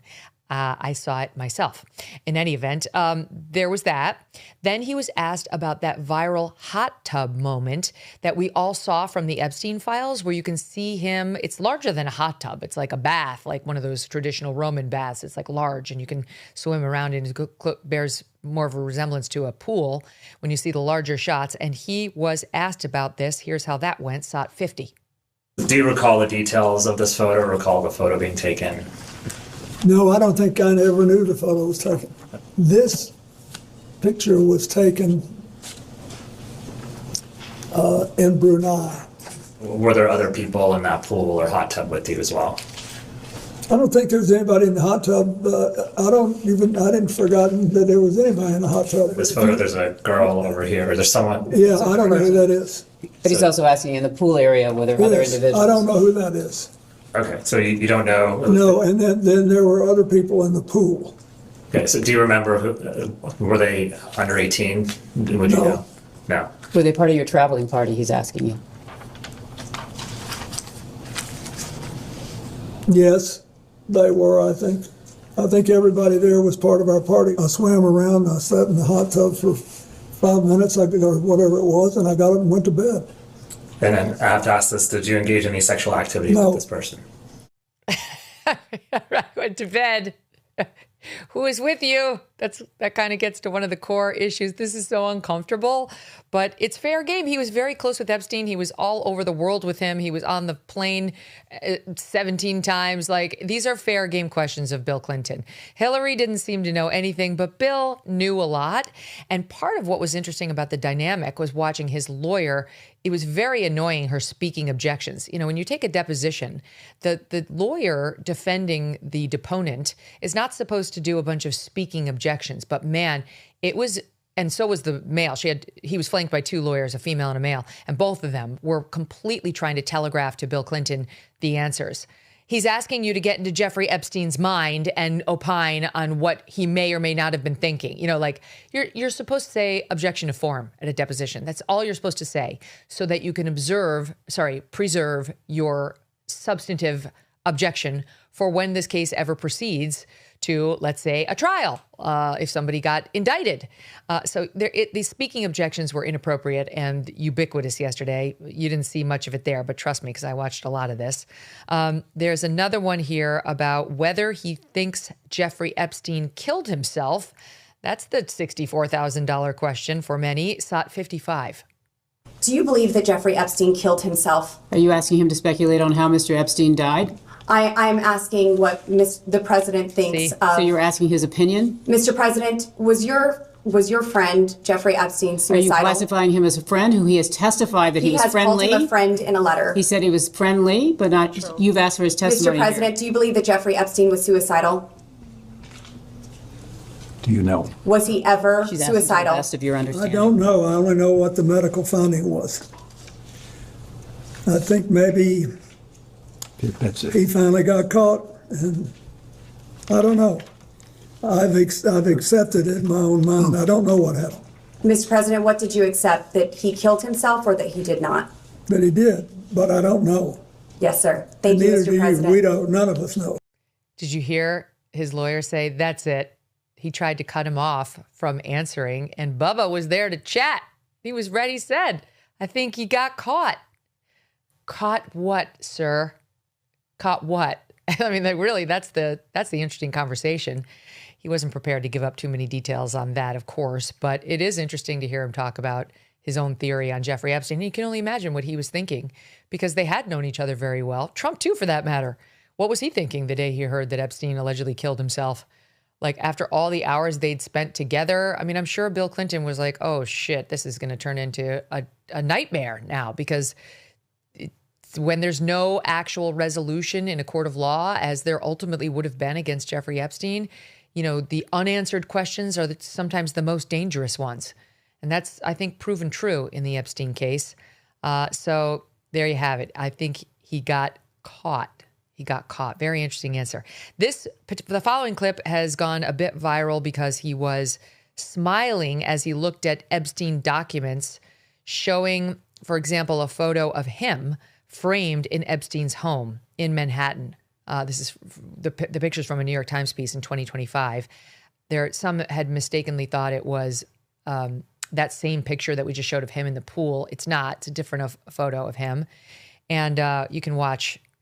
It's interesting to sort of watch his reaction to it in SOT 57. Let me see it.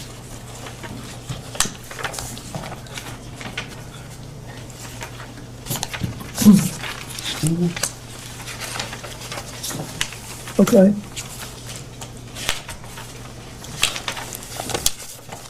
Mr. President, we have about 5 minutes remaining in the majority's first hour. Okay, what's interesting about it is because he's all smiles for the listening audience. He's like ear to ear with a smile as he looks back over the New York Times article, and his lawyer takes it from him. Clearly, she doesn't want him getting too interested in this subject, and then sees the picture of himself and Epstein. And by the way, for the listening audience, it's a picture of the two of them looking like BFFs, just looking at each other like bros in a picture. He's not in a hot tub. He's not naked. He's not with a girl. He's just with Epstein like a great friend. We're showing the audience the picture. They're like side by side. Looks like they're at some sort of like a bar or table, both arms up on the table and looking at each other like, I mean, can you imagine being a fly on that wall and hearing that discussion? What we wouldn't give.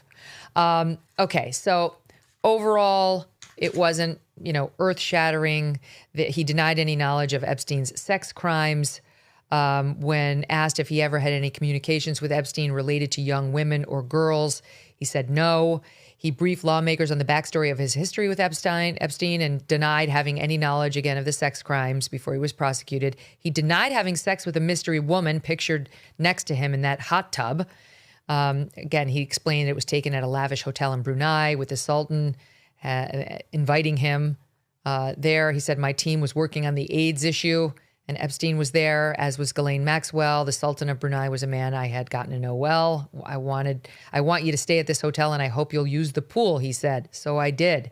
He could not identify the woman in the hot tub with him and was adamant that he did not have sex with her. I did not have sexual relations with that woman, Miss Lewinsky. By the way, he was asked whether he's ever lied under oath before, like when he said he didn't have sexual relations with Miss Lewinsky. And listen to how that went. Short SOT here, 54. First question I have for you, Mr. President. Have you ever lied in a deposition? No. Have you ever lied while under oath? No. No, he says. Okay. I mean, he was impeached for doing exactly that, but he did deny the charges even then. Pretty sure it wasn't true when he said he did not have sexual relations with that woman, Miss Lewinsky. And that's pretty well established. But I think he just did it again, quite frankly. That was another lie under oath. Let's see. Oh, then there was a question about Trump and Epstein, asked of Bill Clinton here in SOT 58. I hate this, but because I don't believe I should inject anything. But I do not want to leave the impression,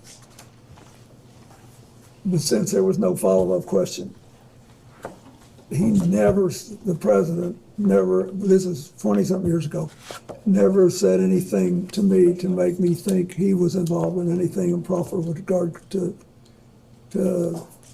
Epstein either. He just didn't. That's the truth. As I said earlier, the only conversation I had with President Trump about this was in the early 2000s. And I have no information that he did anything wrong. Well, and that's the relevant time frame, because Bill Clinton was hanging out with Epstein right after his presidency in that 2000 to 2004 time period. And President Trump, then just Donald Trump, was very close with Epstein from, I think, 2006 backward 10 years. So when they were talking would have been the relevant time frame. And he's saying he never said anything to me about Epstein and young girls and anything, knowing any of that or participating in any of that at the relevant time frame. So that is interesting and probative. And by the way, also puts the lie to Bill's and Hillary's claim that they had absolutely nothing of value to offer and no relevant information to discuss. He did. She didn't really have too much to say, but he absolutely did. And it was very wormy that they tried to get out of it by claiming they knew nothing. It was not true in his case, and that was made clear by the deposition yesterday, and notwithstanding his lawyer's best attempts to make him look like he in fact was a know-nothing. Here's Hillary in the moment that's getting a lot of attention because she, I gotta say, it's kind of bullshit. So Lauren Boebert was there, among others, when Hillary was deposed, and she decided to take a picture of Hillary and to leak it to Benny Johnson, who put it on his social media during the middle of the deposition. Well, the depo was going to be made public. It was understood and agreed that it was going to be made public, the videotape of it. So it doesn't make it really like a capital offense, what she did, because it was all becoming, it's not like, oh my God, we never would have seen it had it not been for this Lauren Boebert snapshot. But I'm not going to lie. It was a classless thing to do. Follow the rules of the depo, all right? Like, you may hate Hillary Clinton, but she's the former Secretary of State. She did show up. She's answering the questions. Like, fucking just go along with the protocol. And it's not up to you to upend the whole situation by taking a snapshot and leaking it. Benny Johnson did nothing wrong, but I don't think Lauren Boebert should have done that. But okay, she did. And when Hillary found out about it, because it hit social media seconds thereafter, and that they had violated the agreement between Hillary's team and the House Oversight Committee, she wasn't happy. Here's a bit of that. Excuse me, can I interrupt? There are photos that are being released of the secretary as she is testifying from inside this room. Can you please advise me as to whether or not that's permissible and consistent with the rules, particularly given that we have asked for a public hearing? If there are photos that are being released of the secretary as she is testifying, can you please explain how that I'm done with this. If you guys are doing that, I am done. You can hold me in contempt from now until the cows come home. This is just typical behavior. We will go off the record. Oh, for heaven's sake. So I would like to understand how that's permissible. Before the hearing was. It doesn't matter. We all are abiding by the same rules. I will take that down. Yeah, So well. I would like to take a break at this moment. Yeah, I'd like to have I'm a done conversation. for now. Go off the record. Go off the record. I'm going to shock you, but she was right. Like, I can't believe I'm saying this, but I'm on her side. They shouldn't have done it. Like, these things are always negotiated. I've taken countless depositions, and they're always negotiated, the terms of what's going to be available, what's going to be publicly available, what's on the record, what's not, but all the stuff. And it's the subject of countless phone calls and letter writing with the lawyers before the event. And everyone there is expected to live up to the terms. And we were always going to see Hillary on tape offering her testimonial. So there was no reason for it. Okay, there was no reason for it. And I think Lauren Boebert jeopardized the day's proceedings with a stupid thing that was kind of pointless. All right, so write it down in the calendar. What's today, March 3rd? I'm in agreement with Hillary Clinton. I've got one more, and this is where she has a heated exchange with Nancy Mace in SOT 60. She's asking about Hillary's relationship with Howard Lutnick. When I was senator, on 9/11, the firm he headed, Cantor Fitzgerald, suffered the greatest loss of life. As I recall, something like 650 of his employees were murdered by terrorists that day.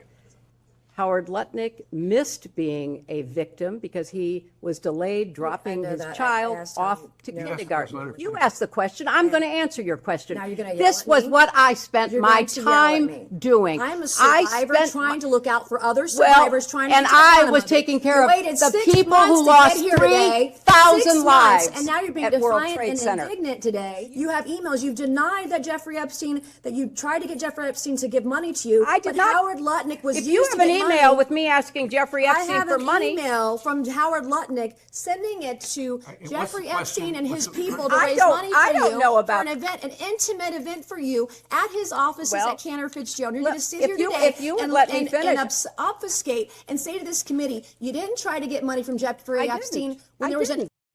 Okay, that went on. I will say Hillary did a good thing in the longer answer where she said to Nancy Mace, because you heard Nancy Mace say, I'm a survivor. And Hillary said, I'm aware of your story and I respect what you've been through and your testimonial about it that I heard on the floor of the Congress. I mean, like, she had her moments there. You know, sometimes you got to give it to her. She's no dope, and she practiced law for a number of years, so she knew how to handle herself in there. But look, the bottom line is no substance really was offered in the Hillary portion of the event.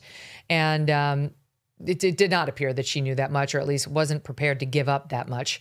All right, I want to get to what happened with Kristi Noem, though, at a different hearing, okay?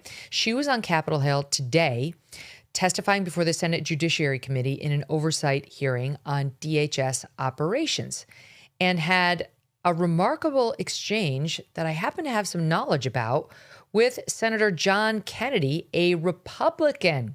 All right, this is a Republican who's given her a hard time about the television advertisements she's put out featuring herself at DHS. Watch. You have spent $220 million running television advertisements that feature you prominently. Sir, the president tasked me with getting the message out to the country and to other countries where we were seeing the invasion come from, with putting commercials out that told them that if they were in this country illegally, that they needed to leave, or we would detain them and remove them, and they'd not get the chance to come back to America the right way. That has been extremely effective. Ask you to run these advertisements, is that right? We had that conversation. Did you bid out those service contracts? Yes, they did. They went out to a competitive bid. The people that you ended up picking were people who had formerly done your political work back in South Dakota. Is that right? No, that's not correct, sir. I think it is. No, it's not. The careers who they chose were two different media firms. The president approved ahead of time you spending $220 million running TV ads across the country in which you are featured prominently. Yes, sir. We went through the legal processes, did it correctly. Did the president know you were going to do OMB. this? Yes. He did? Mm-hmm. Yes. Well, I happen to be in a position to be able to back her up on that, sort of. I was told by a source close to Secretary Noem more than a year ago that President Trump, well, just under a year ago, that President Trump did indeed want her out there doing those advertisements, that he viewed it, you know, like the bit she did down at CCOT where she showed up in the T-shirt and she was at the jail in El Salvador and some of the other ones, because President Trump really thought, according to this source, didn't confirm it with him directly, that would be a very effective deterrent, that he wanted her to be calling attention to some of these efforts they were doing because he thought, let's advertise it and get the word out. Like, you too could find yourself shipped off to El Salvador if you don't just get out. And we have had a significant number of these illegals self-deport. You could make the case as a result, in part at least, due to those ads. So while I think Senator Kennedy thought this was a vanity project for Secretary Noem, and I get it, but I don't actually think that's true in this particular case. I think she did have the blessing of the president. I don't know about the numbers, you know, the 220 whatever million, but to get herself on camera and call attention to what DHS and ICE were doing as a measure of getting the word out that there was a new sheriff in town and that none of this illegal bullshit was going to be permitted anymore. So anyway, it's interesting that they're taking a look at it. I wonder what Senator Kennedy, who is very charming and always interesting, was up to there. But for what it's worth, I think the secretary was telling the truth, what I know about it anyway. Okay, in the minutes we have left, I want to tell you the very latest, it's just a bit, in the Nancy Guthrie case. As Zach Peter is saying on his social media, they never found the lady. What happened to that lady? That's how I feel too. I can't believe they haven't found Nancy Guthrie after all this time. The media's moved on. It's now just a couple of very sad Kim Kardashian wannabe lookalikes. I mean, in their dreams, they actually look like Kim Kardashian. It's not the case, but they're doing their best. Standing out in front of, near the Nancy property, trying to make hay of this family's pain. Like, the actual journalists have left. The influencer crowd that was helping has left. And now it's really just down to the remnants. It's kind of sad. And Brian Entin dropping this just moments ago. First of all, I should tell you that Michael Ruiz of Fox reported yesterday that yesterday morning, the case was handed off to a task force featuring Pima County homicide detectives and FBI agents. So a smaller footprint that's now a task force involving some from the sheriff's department, some from the FBI. Sheriff Nanos did not immediately respond to a request for comment on what Ruiz's sources were reporting there. Now, today we get this from Brian Entin of News Nation. The Pima County Sheriff did an interview with NBC saying, quote, "I think the investigators are definitely closer to finding Nancy Guthrie and the suspect, to finding the Nancy Guthrie suspect," is what he says. Says new video of a car 2.5 miles away has not been identified, and they are looking at hundreds of thousands of other vehicles. Says the backpack that we saw in that video of the man on the porch may not have been purchased at Walmart. That's new and unfortunate. Remember, we believed it was a backpack you could only get at Walmart, though we did point out on this show, doesn't mean it wasn't available secondhand in a thrift store, Salvation Army, or a gift, a regift. And sure enough, the sheriff says to Brian, it could have been purchased secondhand. What that tells us is that they came up empty on the Walmart records and video records of people purchasing the thing. So that is very unfortunate, because that was a real lead that could have led somewhere, but like every lead in this case, didn't. He then adds, quote, "We have information on this case that we think is going to lead us to solving this case, but it takes time." I mean, what does that mean? What does it mean, right? He says, "I think the investigators are definitely closer to finding a suspect, and we have information on this case that we think is going to lead us to solving this case, but it takes time." Wouldn't you love to hear what exactly he was talking about? I don't know. We'll keep you posted. We don't know. Okay, in the short time I have left, I want to end on this. We've been talking so much about negative things, like the Iran war. It's stressful, like MAGA being divided over it. It's all stressful. You know, it was wonderful. Something wonderful, wonderful, wonderful happened in my life this past weekend. My daughter was in the high school play, and the play was Mamma Mia. And we went and saw these young men and women, boys and girls, put on a play that was spectacular. The performances, my daughter's just in the chorus, she's just a ninth grader, but the performances by the leads had my jaw was slack. I couldn't believe my eyes. I desperately hope that especially the two lead girls go on to perform on Broadway. The singing, the high notes, the pizzazz, especially of the woman who played Donna from Mamma Mia. When she got up there, it was like just belting it out. I was like, there wasn't a dry eye in the house. I couldn't cheer loudly enough. The guys too gave it their all with the singing and the dancing. And I was so moved by it. And you should go to your high school plays. Even if you don't have a kid in the high school play, go to them. Go to your local high school play. It's uplifting. It's joyous. It's restorative. When you see the youth of this country doing something amazing that they're great at, it makes you feel good inside. And I left on cloud nine, and I think everyone there. So hats off to the high schoolers who actually acted and sang and danced, and the tech crew who put it on, and to the director who didn't have a lot of time for this particular play, but got it on, notwithstanding snow days in a short window in a way you would never have known they were up against any of those challenges. Loved every second of it. Okay, coming up, we are going to say goodbye, but we are going to play our interview with Team USA gold medalist Matthew Tkachuk next. We did an interview with him at the end of the show yesterday, hasn't yet aired, and he is such a charmer. Okay, so enjoy. That's up next. And after that, we will just see you tomorrow. Thanks for watching, everybody. Ever been in a bad relationship?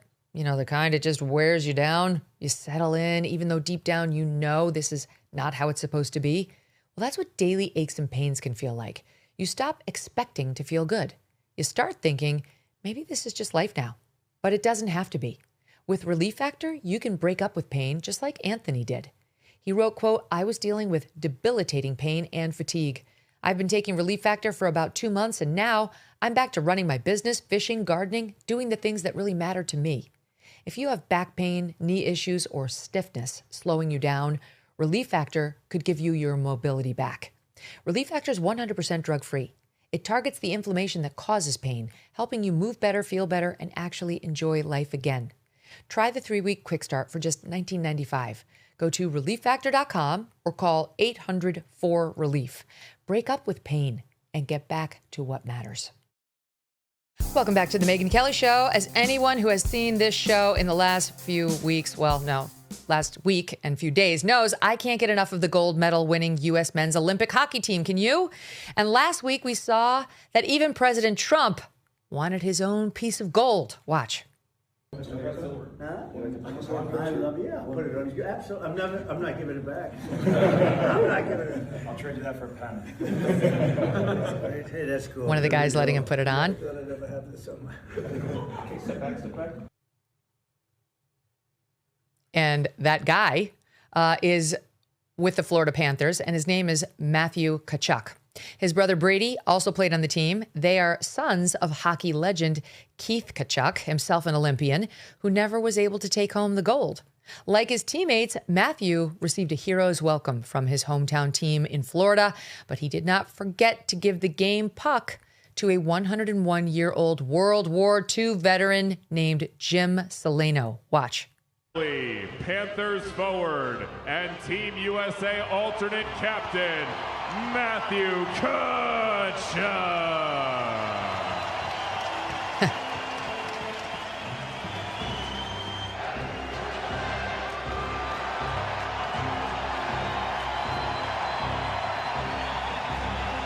Skating around the rink holding the American flag.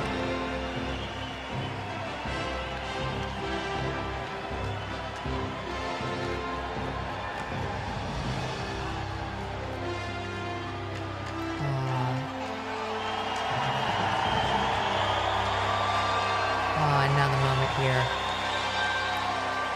shaking hands. Congratulations to These are two American heroes right here. Bringing home the gold medal. Wow. Joining me now, Matthew Tkachuk. Matthew, welcome to the show. How does it feel to be called a hero?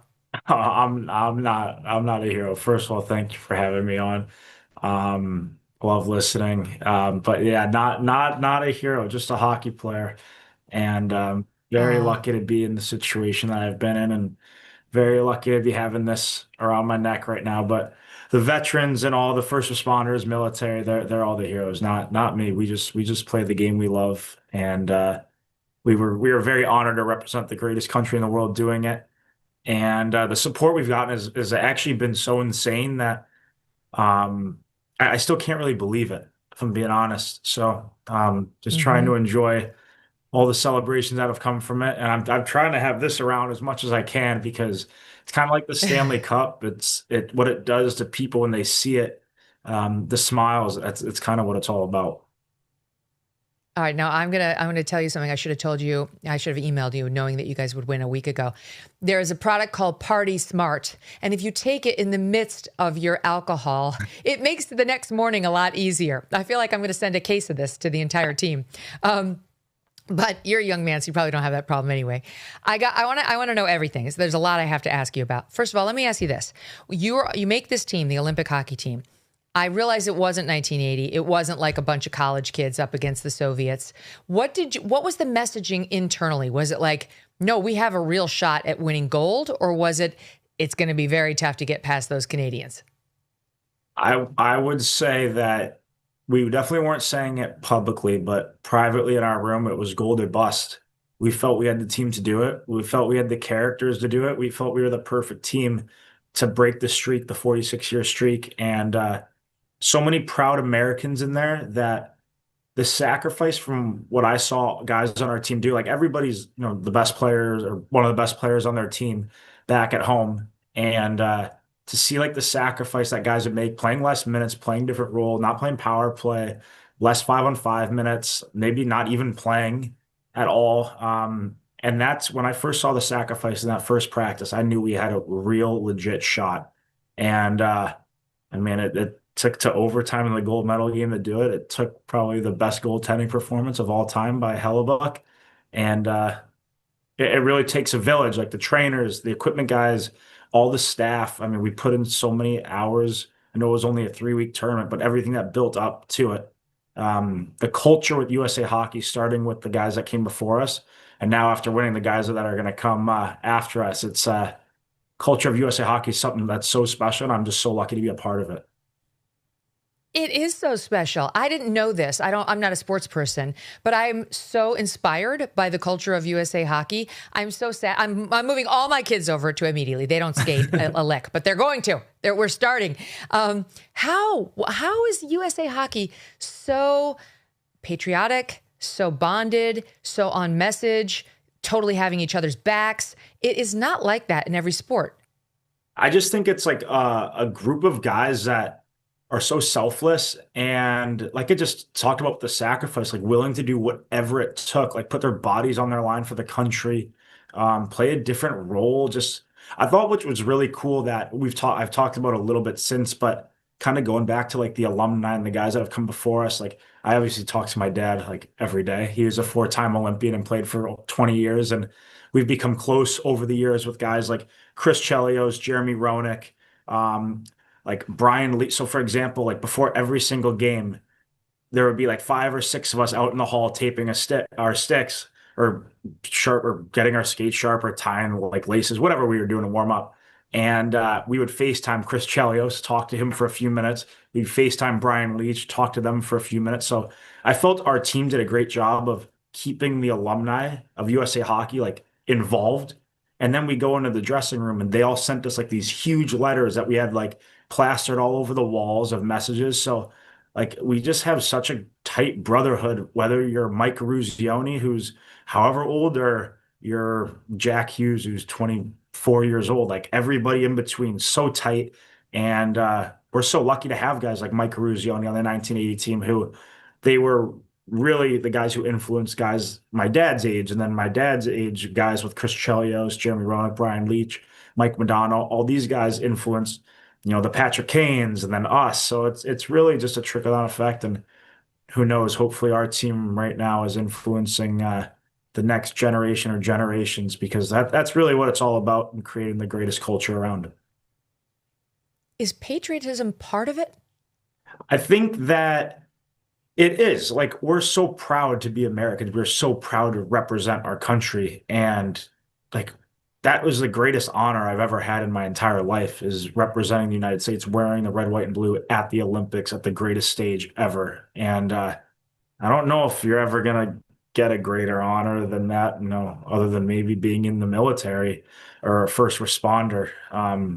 It was when I saw Mike Ruzioni say that, and it really hit home when I put that jersey on over in Milan for the first time. It was so surreal and so special, and just realize like you're playing for everybody in the United States, and just a special feeling.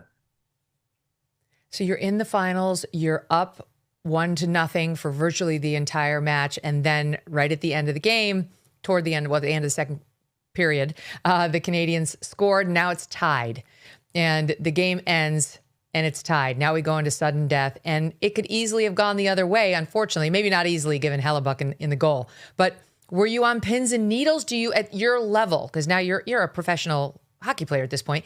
Do you feel nervous when this is happening?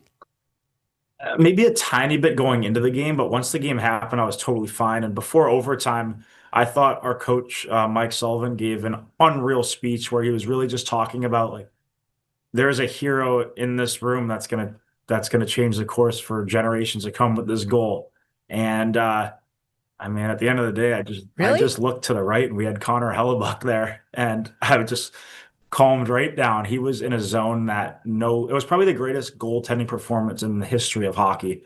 And he was so calm going over. He was actually so calm, he didn't even know that it was 3-on-3. He thought we were going back to 5-on-5 like we do in playoffs. So it was, he was in a zone that you dream about your starting goalie being in. I think he even might have I don't know if it was that game or the game before. He was sleeping on the bus on the way to the game. Like, he was just so chill. Wow. And in a zone that we all dream about being in. So I felt great about our chances. Everyone talks about the world-class players Canada has. We have the same. And it was our time to break through. USA Hockey's been knocking at the door for a while, but Canada's had our number. And it was time to finally break through, and we did. Wait, tell me more about the coach's speech and when that happened. When exactly, and what did he say? So always coaches come in before each period. So they come in after warmups before the first period. You know, they give a speech, they announce the starting lineup, and then they come in before each period after that. And since we went into overtime at the Olympics, they did like a flooding of the ice, like the Zambonis came up there. So we had a 20-minute intermission. And Sullivan comes in, I think he comes in at 10 on the clock, so halfway through. And all he just kept saying was, American swagger, American swagger. This is our time. Somebody in this room is going to, make the difference and change the way hockey's looked at in the United States forever. And a couple great saves by Hellebuck, and the guys that were out there did an amazing job. I don't think it can be stressed enough. Like, obviously Jack Hughes being the overtime golden goal hero, but the play he made defensively on McDavid, who's the best player in hockey before that, was absolutely unreal. And then the play Zach Werenski made to beat Nathan McKinnon, who's probably like the second best player in the world at a puck battle, gave it to Jack, and then Jack did the rest. So many things that led to that goal. But yeah, I think we really got it. I mean, every single day, it's so funny. We have our team group chat still going, and it's going like at all times during the day. It's the best. And one time a day, somebody texts, "Thank you, Helly." So every day he's been getting a text for the last week or 8 days, and like everybody loves or likes the message or whatever. So yeah, we've got Helly to thank for that. That's so sweet. We did a story last week about how he wasn't even heavily recruited. Like, he wasn't some star when he was much younger, like finishing high school or college where everybody wanted him. It was more of like a Tom Brady situation. Yeah, I think he was definitely a late bloomer. And then when he came to the NHL, I think it took him a few years to become a starter. I really don't know exactly, but he proved himself that he's, if not the best player in the world, like he was the MVP of the Olympics. He was the best player. He was the most important piece for us, and just put such an all-world performance. That save right there, that stick save will go down in history as one of the best saves, if not the best ever.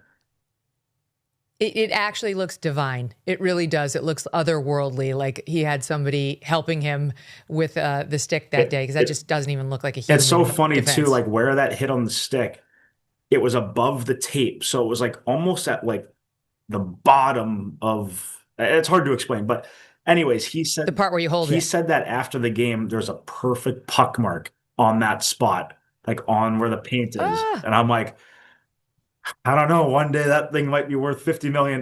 Make sure you keep that tight to you. Totally. So he better not sell that or use it again in normal play. Is there in hockey, is there like your favorite stick that you use all the time? Or is it like tennis where you've got 10,000 different rackets?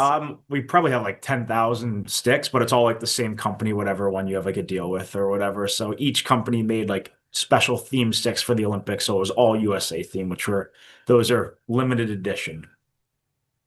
Okay, that's so cool. All right, so now I'll ask you about the ridiculousness that followed, but before we get to that, let's stay in the celebration mode.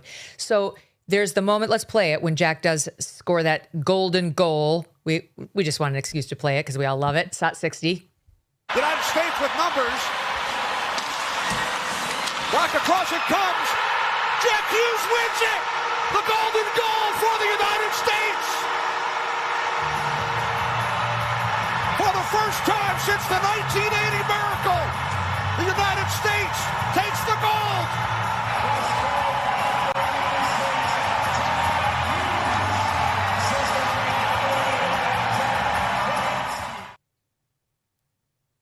Describe that feeling. Oh my gosh, it's like my life just pressed pause for 5 minutes, and everything was like slow. Everything, like, you just remember everything that was going on, every hug with the guys, every I love you, every little jump you had, looking in the stands to see my family. It was out of all the guys too, I think the last guy on the team that I got to for a hug and I love you was my brother, which I don't know why it happened to be like that, but we had such a special moment there at center ice.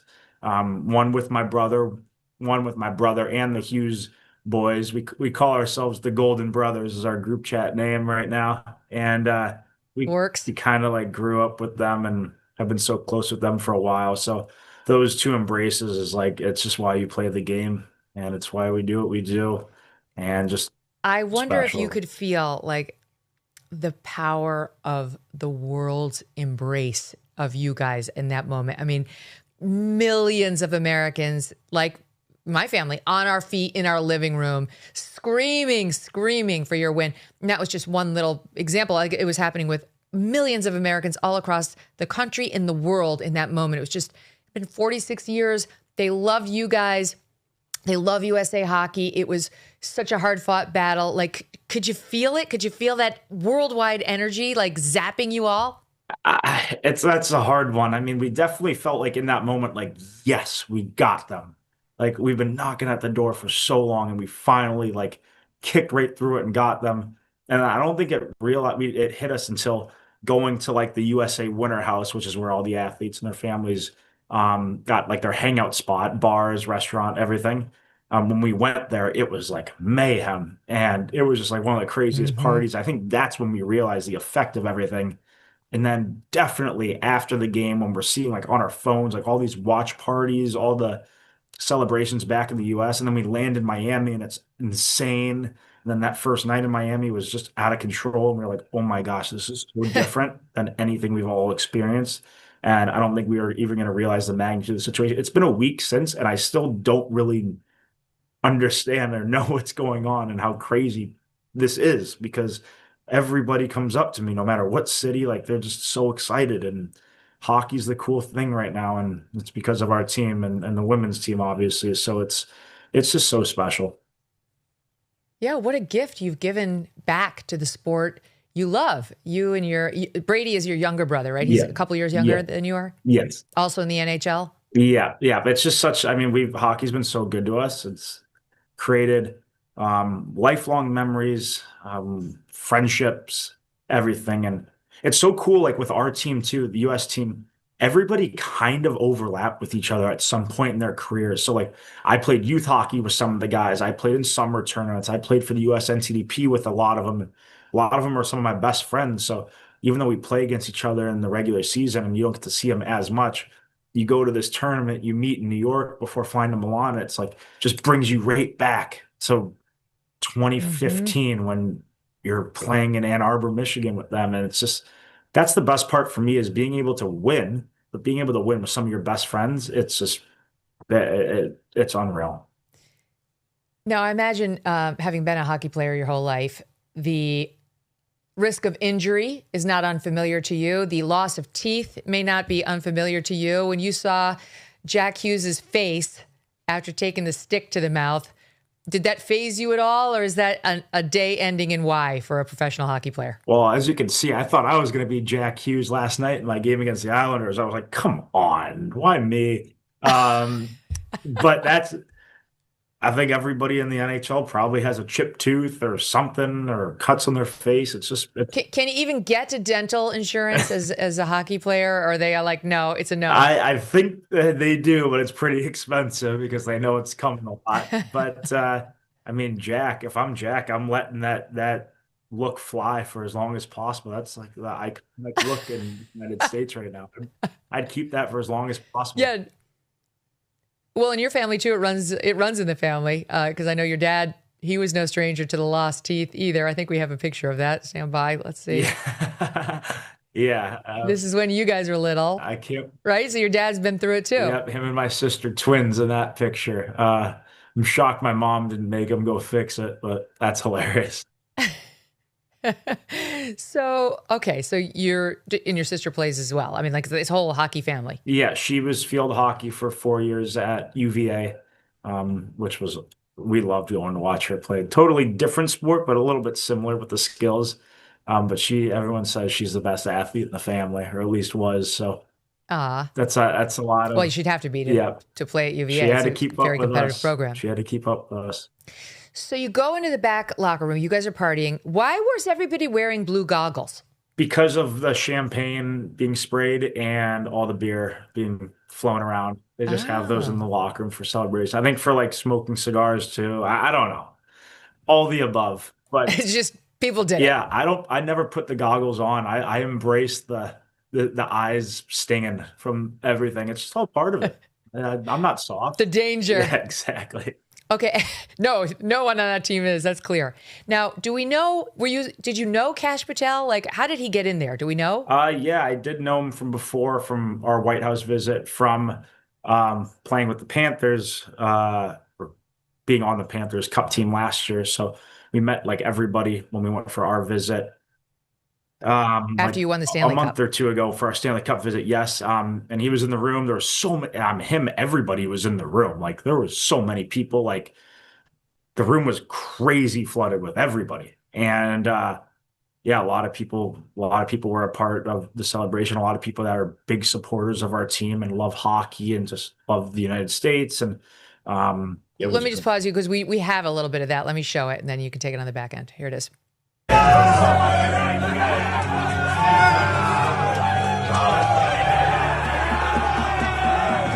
That's Kash after you guys won the Olympic gold. Yeah, I mean. Yeah, and you were talking about after the Stanley Cup. Yes, yeah. So when we went after the Stanley Cup to the White House, that's where I met him and everybody. That's what I meant by that last month when we went there. Yep. So then obviously knew him and everybody that was in the locker room after the Olympic gold medal game. And that was where that video was taking place and everybody just having an amazing time. And just unreal the support we got from everybody. Like the locker room was packed, everyone having a great time. We were singing Dream On, Courtesy of the Red, White, and Blue, Born in the USA, God Bless the USA. It was like those four songs were just like on repeat going. And some of the greatest memories I'll ever have was that locker room party. And then just like last year at the Four Nations playing for USA, we got a surprise call from the President of the United States, which is always just the most surreal moment. Like you have no idea that it's like we're hockey players and now the President's calling us to congratulate us, like just all insane. And it's amazing what that game did. It was such an honor. So cool that the President of the United States was watching our game, and just it was such a surreal moment. Did you have any hesitation? Because it didn't sound like it when he said, "You guys want to come to the State of the Union? We'll get you on a plane." Yeah. Like to me, it was very charming that there didn't need to be a focus group meeting before you gave your answer. But did you feel any hesitation before you said yes? No, I mean, just and going off like winning the last few Stanley Cups, like getting invited to the White House, no matter who's there, it's just the greatest honor as an American, one of the greatest honors as an American. So everybody on our team was so excited and honored and shocked to get the invite. And then they said the State of the Union was that night, which guarantee you nobody on our team's been to. So another really cool or maybe even ever watched. Yeah, that too. And then so we had that experience, and it was just getting a call Sunday to go to that on Tuesday back in the US and being like, how are we going to get there? All right, they're sending Air Force 2. Like it was just, I couldn't believe it. So just surreal few days. So now the president makes this joke about the women's team. And by the way, we've played it on our social media. It's gone totally viral. President Barack Obama made a joke about the men's team when he called the women's soccer team after they won. I think it was the World Cup or some big match. But in any event, President Obama did the exact same thing. He did it about the men's team. It seems we have an experience of all hockey teams and soccer and sports teams being able to have a friendly laugh at a presidential joke about members of the opposite sex. But with you guys, certain people on the left tried to turn it into a capital offense. So how did you learn that this was blowing up into something some very bizarre people wanted to take offense at? Oh, listen, I was just telling a story this morning about how close we were with the women's team, how we were sharing the same floor on like the third floor. The USA building was us and the women's team floor. And like we became super, super tight with them over the few weeks. We went to their games, they went to ours. We had like watch parties for other events. A lot of people knew each other from before, but getting to know the rest of them. And yeah, like I think it's just all like completely blown up into something that's just not true, because we were great, huge supporters of them and they were of us. And being able to sweep both gold medals for the first time ever is such an honor. And one of the highlights, honest to God, one of the highlights of the whole experience was after we got back from the Winter House, which is where our post gold medal party was.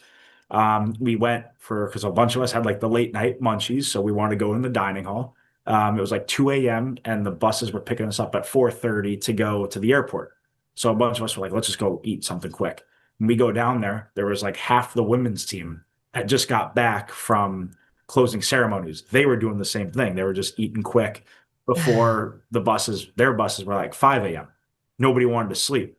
Before you know it, within 5-10 minutes, both teams are down there. Everyone's got their gold medals on. Everyone's eating lava cakes, having beers, telling stories. I mean, we were probably a little bit more drunk because we just like had the big party and they were at the closing ceremony. So they probably thought we were outrageous with some of the stories, but might be the highlight of the whole experience was celebrating with the women's team, all of our team, all the gold medals on, like just looking at everybody and just, can you believe this? Like, look what we just did. Look what oh my God, more gold than you'd find at Trump Tower. Look what we just did for our country. And what an honor. Everybody just going around talking about how special this was, how special both of our teams were, just what a great honor it was to represent the United States at the greatest single venue Olympics. Like it was unbelievable. And to be able to share it with them was so cool. Okay, well, I was subjected to this, and therefore you must be too. Not everybody loved it. Here's Megan Rapinoe. What I like to call a classic ripping defeat from the jaws of victory. The United States men's hockey team, in their utter moment of glory, childhood dreams come true. Once in a lifetime accomplishment. Sensational. Ruined it for themselves. Because they allowed themselves to be totally co-opted. Co-opted, yep. By a clown. And now you're a clown. You look like a clown. Kash Patel is in the locker room. He's partying. He's chugging beers. I'm not like decorum over everything. That's not what I need out of my FBI director. Like, what are we doing? Your reaction to that, Matthew? I mean, I just think that we're in the locker room celebrating after probably the greatest win that we've all been a part of. And we were just sharing it with everybody. And I mean, that's really it. I've got nothing really to say to that. Yeah, I think that's probably the right attitude. By the way, she took a call from the president herself personally, who congratulated her after a big win and accepted his invitation for a visit to the White House. So literally not one word of what she said was sincere. It was just an opportunity to rip on a bunch of white guys, which is very much in favor amongst some on the far left, but not amongst normal Americans. So now you go back and you resume life at the NHL. And my understanding is guys to your left and to your right are on the Canadian team you just defeated the previous couple of days, right? So you're playing with some of your adversaries who are Canadian. Yeah. That's awkward. Yeah, I guess it is. But But we're hockey players. We're professionals. I mean, we did this last year at the Four Nations. This happens a bunch. One of my teammates was on Sweden, who we beat. 3 of my teammates were on Finland, who lost to Canada. Like, it's just the way it is. But and you just move on, because ultimately our goal now we want to win our 3rd straight Stanley Cup. Did they give you any jazz though? Like, is there any sort of smack talk? What happens? No, no, and I'm not throwing out any jabs at them either. It's just been, I don't know. It's been weird, I guess. But I think what I respect a lot from them is they know how much this meant to me and Americans. I mean, they live in Florida, they live in the United States. They've seen the impact that's had in Florida. And so I think as much as they would have wanted to win, I mean, they've been unbelievable about it. They're super happy for me, and I think they're happy with seeing the reactions in the United States. I think it's they recognize that. Now, the White House decided to have some fun with some AI involving you and your brother, and put together a video. This is not actually what you guys said, but they put it out, and it's gone totally viral. People love it. It's showing you guys the fake versions of you bashing Canada. Here it is in Stop 52. Booed our national anthem, so I had to come out and teach those maple syrup eating fucks a lesson. Canada, we own you, lil bro.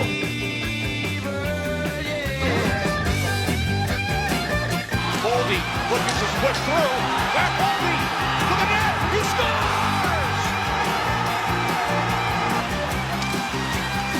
Watch across it comes. Then the rest is just a bunch of hockey skating. The AI part was the top. Any thoughts on the White House superimposing a voice over the image of you and your brother there, as though it were you guys? Well, obviously the AI part is not what we said. The rest of the video is great. Freebird and the highlights, love that part. I don't know, like I guess we were just so honored to be going to the White House and everything that came with that. But yeah, those words did not come out of our mouth. I know my brother's been getting a little bit of heat for that because he plays in Ottawa in Canada. But yeah, we definitely did not say that. But you don't have to worry about it because you play in Florida. So yeah, I don't have to. All your fans probably loved it, AI or not. Other than you asking me right now, I don't have to answer to it. My brother gets like probably 100 questions a day about that. So oh no, I'd rather be down before in Florida. You go, tell us about your family. Like, are you married? Do you have kids? Like, what's your social life like? Yep, I'm married. I have a kid on the way. In a month and a half, and yeah, congrats, starting a family, and life's about to. Do you already have the little booty with ice blades on the bottom of them? Well, I'm sure she's ordered everything because we're not finding out the gender, for it's gonna be a surprise, and the only thing I asked is, can we not just get so many clothes of both? Like, can we just wait until? And of course, we've got everything of both. So we'll see a month and a half. The answer was no. Yeah. Yes, I'm on the side of your wife. That's so exciting. I'm so happy for you both. Thank you.